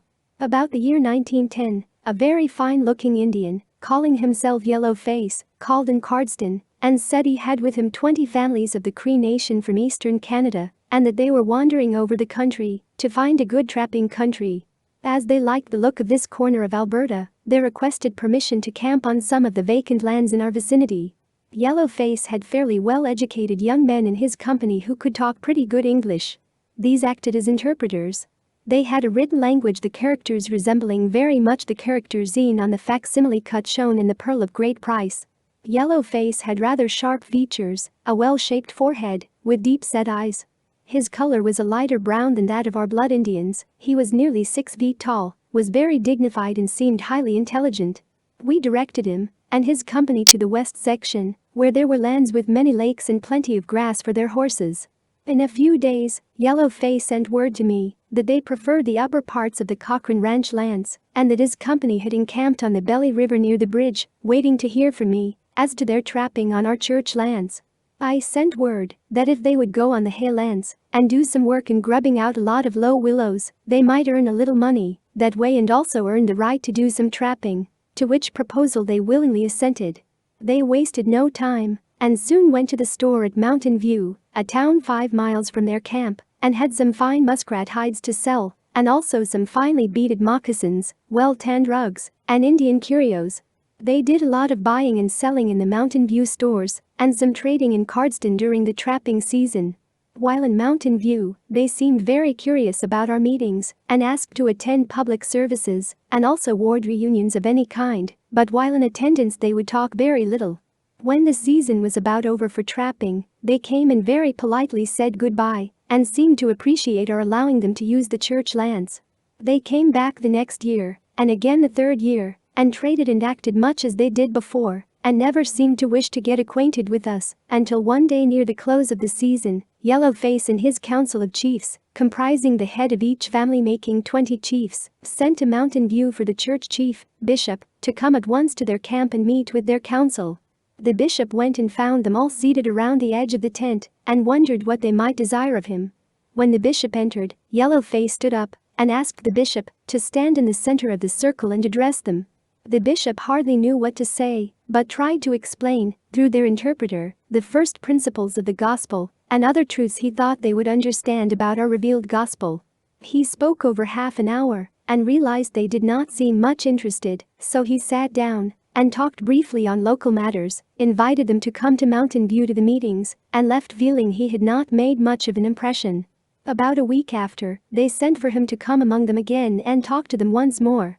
He wondered more than ever at their inviting him to talk to them so soon, for he knew he had done very little good before. But as he entered the tent he noticed a fine-looking Indian woman, whom Yellowface introduced as his daughter. The bishop states that, as soon as he saw this woman, the feeling came upon him to talk on the Book of Mormon. Before he began to speak to the assembled Indians, Yellowface asked him if he had anything new to tell them, saying that they did not care to hear again what he had told them before. When he said he would tell them about a book, every eye was on him, and the young woman seemed very nearly white. They all paid marked attention as he spoke and interrupted so frequently through the interpreter that it was difficult for him to finish. They were much enthused and pointed for him to be seated where Yellowface had been sitting. Then Yellowface in his dignified way said he would now tell his story. As he did, so every eye was upon him. The year before our tribe first came here, I was taken very sick. Some of my Indian friends who had been dead for many years came and told me that I would soon be better, but I would get sick again someday, and that I would die, but my family must not think I was dead and bury me, for I was not to be buried until my body was cold all over. When I woke up, I called my family together, and also the council of 5 chiefs, of which I was a member, for our tribe which then lived in Manitoba was large, and I told them of my dream, and they laughed at me, and did not believe me. But, nevertheless, I feared my dream was true. Time went on, and one day sometime afterward, I was taken very sick, and I at once feared my dream would come true, so I warned my family not to be in a hurry to bury me, even though I died, until they were sure that I was cold all over. I got weaker and weaker until I left my body, and I went away among a lot of Indians that I knew were dead. Some I knew, and some I did not know, as they had been dead so long. But they were not dead at all, and they told me to die was only to leave the body for your people to take care of, and to come where they were. As for me, they said that I had to go back and use my body again for several years. They said I was to go among the white people until I found a book that told of the history of these dead Indians who were not dead. I asked them how I would know the people who had the book that would tell my live Indian friends all about who they were and about their dead relatives, and they gave me these 5 keys. 1. They will let you camp on their own lands and trap and hunt. 2. They will treat you like one of them in your business dealings with them. 3. They will invite you to their meetings and ask you to speak. 4. They will invite you to sit with them at their tables to eat. 5. They will visit you in your camp, and their men will not bother your women nor molest any of you. When you find this kind of people, have them meet in your council, and have them tell you what they believe, and they will tell you about this book. I then woke up and found my wife and my friends had about decided to bury me, as I had been dead several days and was cold all over, except a small place over my heart. But when I came back to life and told them where Elle had been, and that our Indian relatives were not dead at all, they wondered at me. And when I told them that I would pick about 20 families and travel until I found the book They again wondered, but as they all believed in a God, they said they would follow me. So in due time we formed our company and started. We made many camps and traveled many seasons. But there are not many people who are true friends of the Indian, and it was hard to find a people who answered to the 5 keys until we landed among you. Yellow Face had grown quite eloquent in telling of his wonderful experience among the dead, yet living Indians, as he termed them, and before he sat down, he asked for the book. The bishop went and got a Book of Mormon and gave it to him. He took it, as though it had always belonged to him, and said to the bishop that it was his book because it was the history of his people, both of the dead and of the living. After this very interesting experience of the bishop, I met Yellow Face at the home of the bishop, and he told us of how he had watched us and of his sitting by my side at a certain reunion of the ward the year before, and of how he had taken note of our treatment of him, and of his great surprise when I told him his company could camp on the church lands, and of his object in camping on the main road, so that all of our people going to and from several of our main wards had to pass through this Indian village, and of his coming the 3 times a year apart, as he wanted to see if we would change in our treatment of his company. He also told us of many principles of religion that he said his tribe believed in, which were very interesting to us. He then took the Book of Mormon, calling it their long-lost book, and wrapped it among their valuables, which they always carry in a separate buckskin sack, and hang it apart from any other belongings in a tripod in front of the head chief's lodge. These articles are held sacred by the tribe and are exhibited only on rare occasions. Yellow Face and his company now seemed satisfied, and having no further desire to stay among us, soon left. We heard many times afterward of how they would camp along the highways, and Yellow Face would take his main interpreter and call upon a family, and would hand his book to the family and ask them to read it for him. We heard of this being done, and the book being read to him by many people who wondered at what the book contained and seemed quite interested when he would tell them it was the history of his people. From the Utah Genealogical and Historical Magazine. Vol. 22, April, 1931. Fathers of Our Country Saved. By Wilfred Woodruff, Gen. Conferences, 1877 and 1898. I am going to bear my testimony to this assembly, if I never do it again in my life, that those men who laid the foundation of this American government and signed a Declaration of Independence were the best spirits the God of heaven could find on the face of the earth. They were choice spirits, not wicked men. General Washington and all the men that labored for the purpose were inspired of the Lord. Another thing I am going to say here, because I have the right to say it. Every one of those men that signed the Declaration of Independence with General Washington called upon me, as an apostle of the Lord Jesus Christ, in the temple at St. George, 2 consecutive nights, and demanded at my hands that I should go forth and attend to the ordinances of the house of God for them. Men are here, I believe, that know this. These patriots said, "You have had the use of the endowment house for a number of years, and yet nothing has ever been done for us. We laid the foundation of the government you now enjoy, and we never apostatized from it, but we remained true to it and faithful to God." These were the signers of the Declaration of Independence, and they waited on me for 2 days and 2 nights. I thought it very singular that notwithstanding so much work had been done, and yet nothing had been done for them. The thought never entered my heart, from the fact, I suppose, that heretofore our minds were reaching after our more immediate friends and relatives. I straightway went into the baptismal font and called upon Brother McAllister to baptize me for the signers of the Declaration of Independence, and 50 other eminent men, making 100 in all, including John Wesley, Columbus, and others. I then baptized him for every president of the United States, except 3, and when their cause is just, somebody will do the work for them. J.D. Vol. 19,229. Prophecy of Luton's Gratland.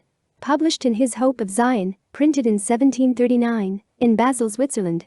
The old true gospel and its gifts and powers are lost. False doctrines prevail throughout every church and in all the lands. All we can do is to pray, pray, pray. Prayer and purity may bring an angel to visit a deeply distressed soul, and I tell you that in 100 years, God will have spoken again. He will restore the old church again. I see a little people led by a prophet and a faithful elder. They will be persecuted and burnt out and murdered, but in the valley that lies toward the great lake, they will grow up and make a beautiful herelic or heritage, have a temple of magnificent splendor, have all the priesthood, apostles, prophets, teachers and deacons. From every nation will the true believers be gathered by speedy messengers, and then God, the Omnipotent, will speak to the disobedient nations with thunder, lightning, and destruction never heard of before in the history of man. The book which contains this was found by an early day missionary to Europe, in the university library at Basel, Switzerland. He translated it from the German into English, and it has been widely circulated among Latter-day Saints ever since. However, about 1930, President Fred Tage of the Swiss-German Mission made a search for this particular book, but was unable to find it. He pointed out, however, that the search was incomplete and that the above passage might yet be found in some book in that library. A Dream. Deseret News, March 27, 1867 vol. 16, number 13, page 98. The following dream was had by a lady of this city, about 30 years of age, and the wife of one of our most respectable citizens. Her name is withheld for motives of delicacy, but her veracity is unquestioned. We publish the dream for the gratification of many who will peruse it with interest, premising that it is no revelation, nor is it to be received as principle for the guidance of the saints in their belief on such matters. It is the privilege of the saints to have dreams and visions for edification, comfort, instruction and warning. But the Lord does not make known matters of doctrine and principle for the guidance of His church through the members thereof. He has an appointed and ordained channel through which such knowledge is imparted. We make these comments, not by way of throwing discredit on the dream, but that the saints may at all times seek the Holy Spirit to understand and know when true principle is communicated. They should possess sufficient of the Spirit to know whether this dream is true or not, or the parts of it that are true, and those which are not. If part is correct and part incorrect. If consolation or benefit is afforded to anyone by reading it, all well. No person receives harm thereby. February 17, 1867. I dreamed I was at home sick and sitting in an armchair, surrounded by my husband, mother, children and friends. I was told, or rather felt, I was going to die, and after confiding the care of my children especially to my mother, she agreeing in accordance with my urgent solicitation to come and live with them, and bidding goodbye and pressing hands with those present, I felt sensibly the first approach of death by a feeling of coldness and numbness, commencing at my feet and thence to my body, until it reached the region of my heart, whereupon I became speechless, and felt as though I was approaching the unconscious state of sleep. My head involuntarily dropped back to the chair. At the return to consciousness, which was instantaneous, I found myself standing by the body from which I had just emerged, in a stooping posture, experiencing a sort of crampness in the breast and back, together with a feeling of general exhaustion. On looking up I discovered a female standing beside me in the attitude of waiting, having her hand upon the chair, and attired in white flowing apparel. She at once introduced herself to me as my attendant, and invited me, when I was ready, to follow her. I inquired as to the cause of the peculiar feeling before referred to, and received in answer the following, which were her very words: "Oh, everyone feels that just after leaving the body. It is but momentary," accompanied with a smile which indicated that she had often answered such questions before. While she was speaking I stood upright, and the feeling of crampness had already passed away. I then expressed a willingness to accompany her. She asked me if I did not want to look at my body once more before leaving. I replied I did not, and felt an instinctive shudder at the thought of my body, and I assured her that I was but too glad to leave it. I felt a delightful sense of lightness, as though I could raise myself from the ground by a simple effort of the will. We then passed out at the door walking. After proceeding through the gateway to the street, we glided somewhat rapidly along down the State Road, southward, out of the city, until we reached a very large round building, built entirely of white marble, supported by heavy white marble columns, and having but one entrance, which consisted simply of an opening between two of the columns, with a flight of steps leading to the interior. The marble of which this building was composed was not purely white, but had a yellow tinge, as though time-worn. On reaching the entrance my companion informed me that I needed her attendance no longer. After directing me to ascend the steps and enter the building, my attendant turned and left me. On entering the building, I saw a man sitting nearby in the center of the room at a large desk, directly under a peculiar canopy. Upon the desk was an exceedingly large book, having the appearance of a mammoth ledger. 4 or 5 men were in a group near the desk, engaged in conversation with this personage, whom we will call the director. I observed that the place had an air of business, and was free from ornament. At this point, I awoke, and remained so about an hour, meditating on what I had seen.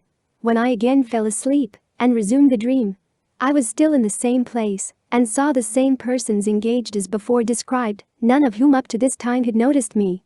The director looked toward me and said, "Welcome, sister." He was still engaged with those around him, all of whom were individuals whom I recognized as having seen before, but could not say when or where. They were dressed in the ordinary manner, one having a suit of grey homespun on. The director, however, was dressed in the robes of the priesthood. While he was engaged in conversation with those men, I had time to examine the interior of the hall and discovered the space between the columns, about 12 in all, were entirely open, so that I could see at once through and beyond them.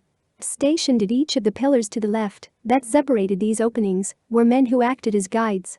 I ascertained this by seeing the director point towards these men and directing each of the men around him to go, some to one man, some to another, and hearing him say, "There is your guide, go there." Through the first opening to my left were clouds of great density and blackness, the darkest I ever saw, and they seemed to be so near that they could be reached by the hand. The second opening to the left revealed dark reddening clouds, but not quite so black as the first. All the other openings to the left presented a dark atmosphere, thick and murky, becoming gradually less dismal as they were removed from the first. I turned to the right, where a far different picture met my gaze. Through all of these openings, I saw the pure azure of heaven, clear and bright. Through the first space to my right, I saw a city indescribably fair and beautiful, enveloped as it were in a thin mist of gold, and exquisitely beautiful. Clouds of roseate hue were visible in the distance.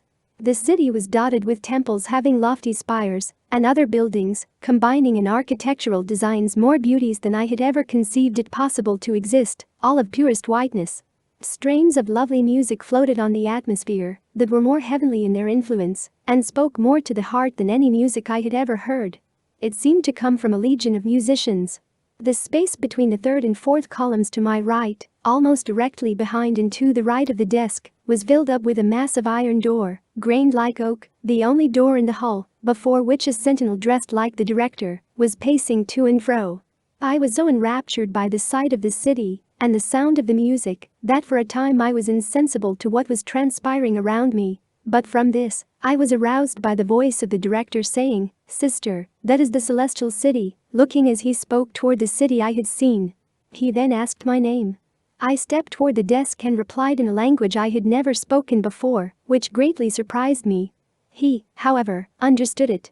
After glancing rapidly over the index, he at once turned to the latter end of the book, which by its great weight made a loud noise as it fell open on the desk.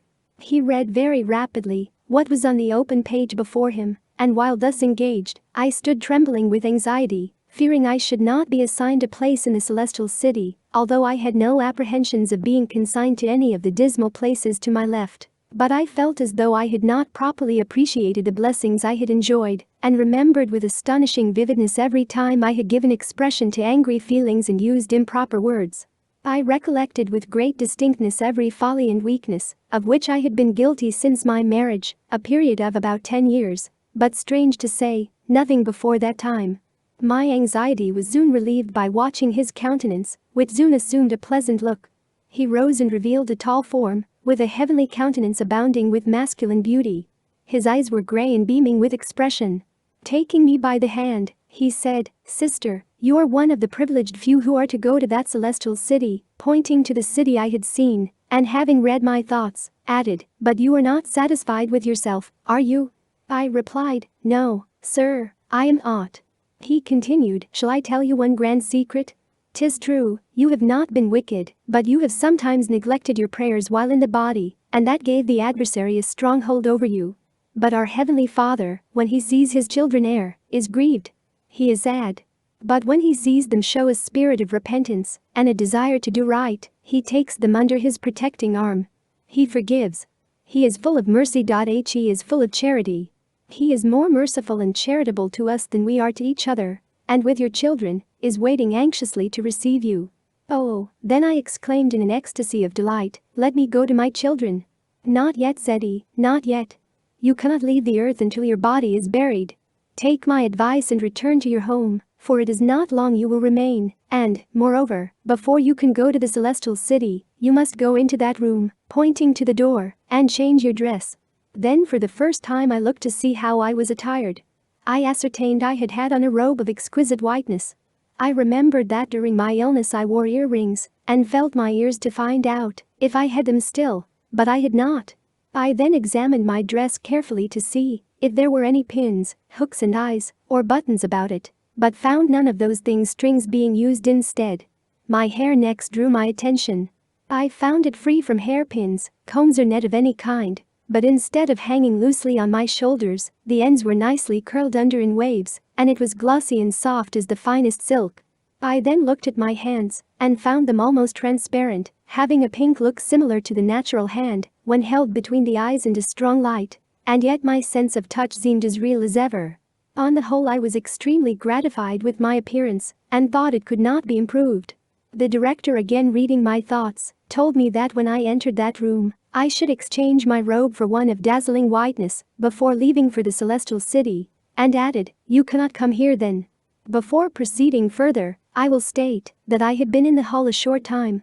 In addition to the guide stationed by the columns on the left of the hall and the sentinel at the door, there were other persons, men and women, sauntering about the place and going in and out, who were shabbily dressed in the ordinary mode. One poor woman I noticed particularly. She was seated on a low stool at the left of the desk. Her arms were crossed on her breast, and she held her head downwards and appeared to be in great distress and apparently oblivious to all that was going on. I understood intuitively that she was prevented by some act of hers from joining her children in the celestial city. From the moment I heard the joyful words that assigned me to the celestial city, some of these persons commenced to annoy me in various ways. Some would sneer contemptuously upon me. Some would grin in my face in a semi-idiotic manner. Others made ugly grimaces at me, and one, a female, insultingly pulled my dress from behind. This alarmed me, and I inquired of the director what it all meant. He replied, "They are only poor, weak, envious creatures, and can do you no harm." I then departed from the hall and glided with increased rapidity through this city to my home therein. On entering the parlor, I saw an assemblage of relatives and friends who were listening to the funeral ceremony which had been going on for some time. I stepped up to the head of the coffin and saw my body therein as distinctly as I ever saw a corpse in my life. The coffin was covered with black velvet and lined with white satin. On gazing upon what had been once myself, I again instinctively shuddered at the sight and felt deeply grateful that I had escaped from its cold, clay prison house. My husband was sitting with his head downward and resting on one hand, apparently absorbed in thought. My mother was almost overcome with grief.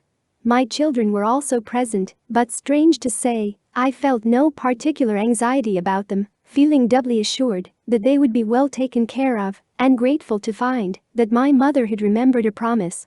President Brigham Young was preaching the funeral sermon. I heard him say I was far happier than those who were left, and that there was no cause for regretting my death.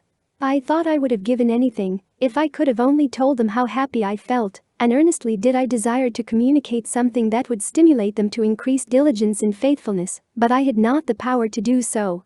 Instead of following the procession to the grave, I went before it there and remained standing at the head of the grave, watching the coffin being placed in the pine box, and until the last shovelful of dirt was thrown upon it.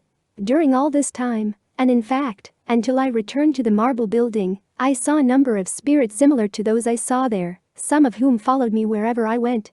I had got accustomed to them, and realizing fully the truth of what the director told me, did not fear them in the least. The funeral over, and not wishing to return home on account of the grief I knew I should witness, without the power of alleviating it, and the consequent pain it would cause me, I thought I would like to visit for the last time some of the familiar places where I had so often been. I entered the Salt Lake Theater. It was crowded. I almost forgot for the moment that I was but a spirit. I was as usual followed by one of my spiritual followers, a woman, who took her seat beside me in the parquet. We were unobserved, although I recognized many familiar faces there. Miss Alexander was dancing. I felt so sad, however, to remain, for I desired earnestly to be able to say something to those around me, to impress upon their minds the meagerness of earthly enjoyments as compared with those higher and purer ones I had even then experienced. I next proceeded to Main Street, where I saw a much greater number of spirits, for such I shall now have to call them, and mostly men too, than in other parts of the city, some of whom I had seen before. They paid no more attention to me, nor I to them, than is customary to mortals under such circumstances, and there was all the variety of age, rank, dress, manner, speed in walking, etc., as seen ordinarily. I also saw persons in the flesh and had no difficulty in distinguishing between them and the spirits. I entered the drugstore and exchange building. At the threshold I met a male spirit dressed entirely in black, who followed me into the store, where I saw a number of other spirits and appeared to attract their attention. I saw some dried herbs on the counter, and feeling curious to know if I could pick up some with my fingers, I made the experiment and succeeded, much to the amusement of the spirit in black who followed me in, and who seemed to understand perfectly the motive that actuated me. I noticed that while standing, the spirits passed me in every direction, but when I walked, none of them went before me, and none took the liberty of speaking to me. I cannot say how long I remained in the city after returning from the funeral, but suppose it to have been only an hour or two. My thoughts were upon the celestial city, and when I turned to go back to the marble building, I seemed to glide along with incredible rapidity, so that scarcely any time elapsed before I got there. On entering the hall, I recognized the same noble-looking personage at the desk as before. Several men, malignant, wicked-looking men they were, two stood near him, waiting to receive their sentence. At first they seemed noisy and even boisterous, talking among themselves, but when the director addressed them with these solemn words, "There is your guide, go there," and pointed to the gloomy opening at the left, feelings of unutterable anguish came over them, and never can I forget the sense of exquisite wretchedness, and in the cases of those who were consigned to the first and blackest opening, that of absolute despair that distorted their countenances. They moaned, wailed piteously, and some gnashed their teeth and smote their breasts. The spectacle was too appalling. I had to turn away, or my feelings would have overcome me. Immediately my gaze met the piercing eye of the director looking sternly at me. He said, "Sympathize not with them. Their paths were plain before them, but they chose the evil and refused the good, not with their eyes closed, but with their eyes wide open, and they must suffer the consequences." For a moment I stood lost in thought and said to myself, "How few there are who go to the right." "Yes," responded the director, "few, indeed," and then added, his countenance lighting up with a beaming smile, "I suppose you are now ready to go to the celestial city?" I replied that I was anxious to go there. "You shall go directly," said he. I then looked through the opening at the right, and again beheld the city, and again were my ears saluted with the heavenly strains from it. In the foreground, I saw a glorious personage whom I recognized as my heavenly Father, with my two children by his side, anxiously waiting, as the director had before told me, to receive me. Then I heard the key turn back the ponderous bolts in the door through which I had to pass to reach the city. I felt a desire that someone I knew might accompany me there. Instantly, I heard footfalls ascending the steps, and on turning around, I recognized the well-known face of. I waited until he entered the hall. Then the door opened just wide enough to let me in. I crossed the threshold and just had time to catch a glimpse of one side of the long spacious hall within. It was exceedingly light, and the walls seemed covered with white satin. At this moment I woke and found it was the break of day. I felt very much exhausted. I remained in bed 2 or 3 hours in order to gain strength. When I arose, I trembled with weakness, so that it was with difficulty I succeeded in getting downstairs. And during the whole day I felt as though I had but just recovered from a severe illness. Remarks at the funeral of Press. Jedediah M. Grant by Heber C. Kimball, December 4, 1856. From the Journal of Discourses 4 135 to 136. I went to see him, Jedediah M. Grant, one day last week, and he reached out his hand and shook hands with me. He could not speak, but he shook hands warmly with me. I felt for him and wanted to raise him up and would have him stay and help us whip the devils and bring to pass righteousness. Why? Because he was valiant and I loved him. He was a great help to us, and you would be, if you were as valiant as he was, which you can be through faithfulness and obedience. I laid my hands upon him and blessed him, and asked God to strengthen his lungs that he might breathe easier, and in 2 or 3 minutes he raised himself up and talked for about an hour as busily as he could, telling me what he had seen and what he understood. Until I was afraid he would weary himself, when I rose and left him. He said to me, "Bro. Heber, I have been into the spirit world 2 nights in succession, and, of all the dreads that ever came across me, the worst was to have to again return to my body, though I had to do it.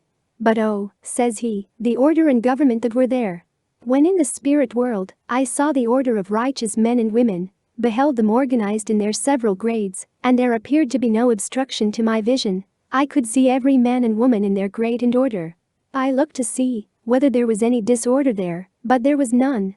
Neither could I see any death nor any darkness, disorder or confusion. He said that the people he saw there were organized in family capacities, and when he looked at them he saw grade after grade, and all were organized and in perfect harmony.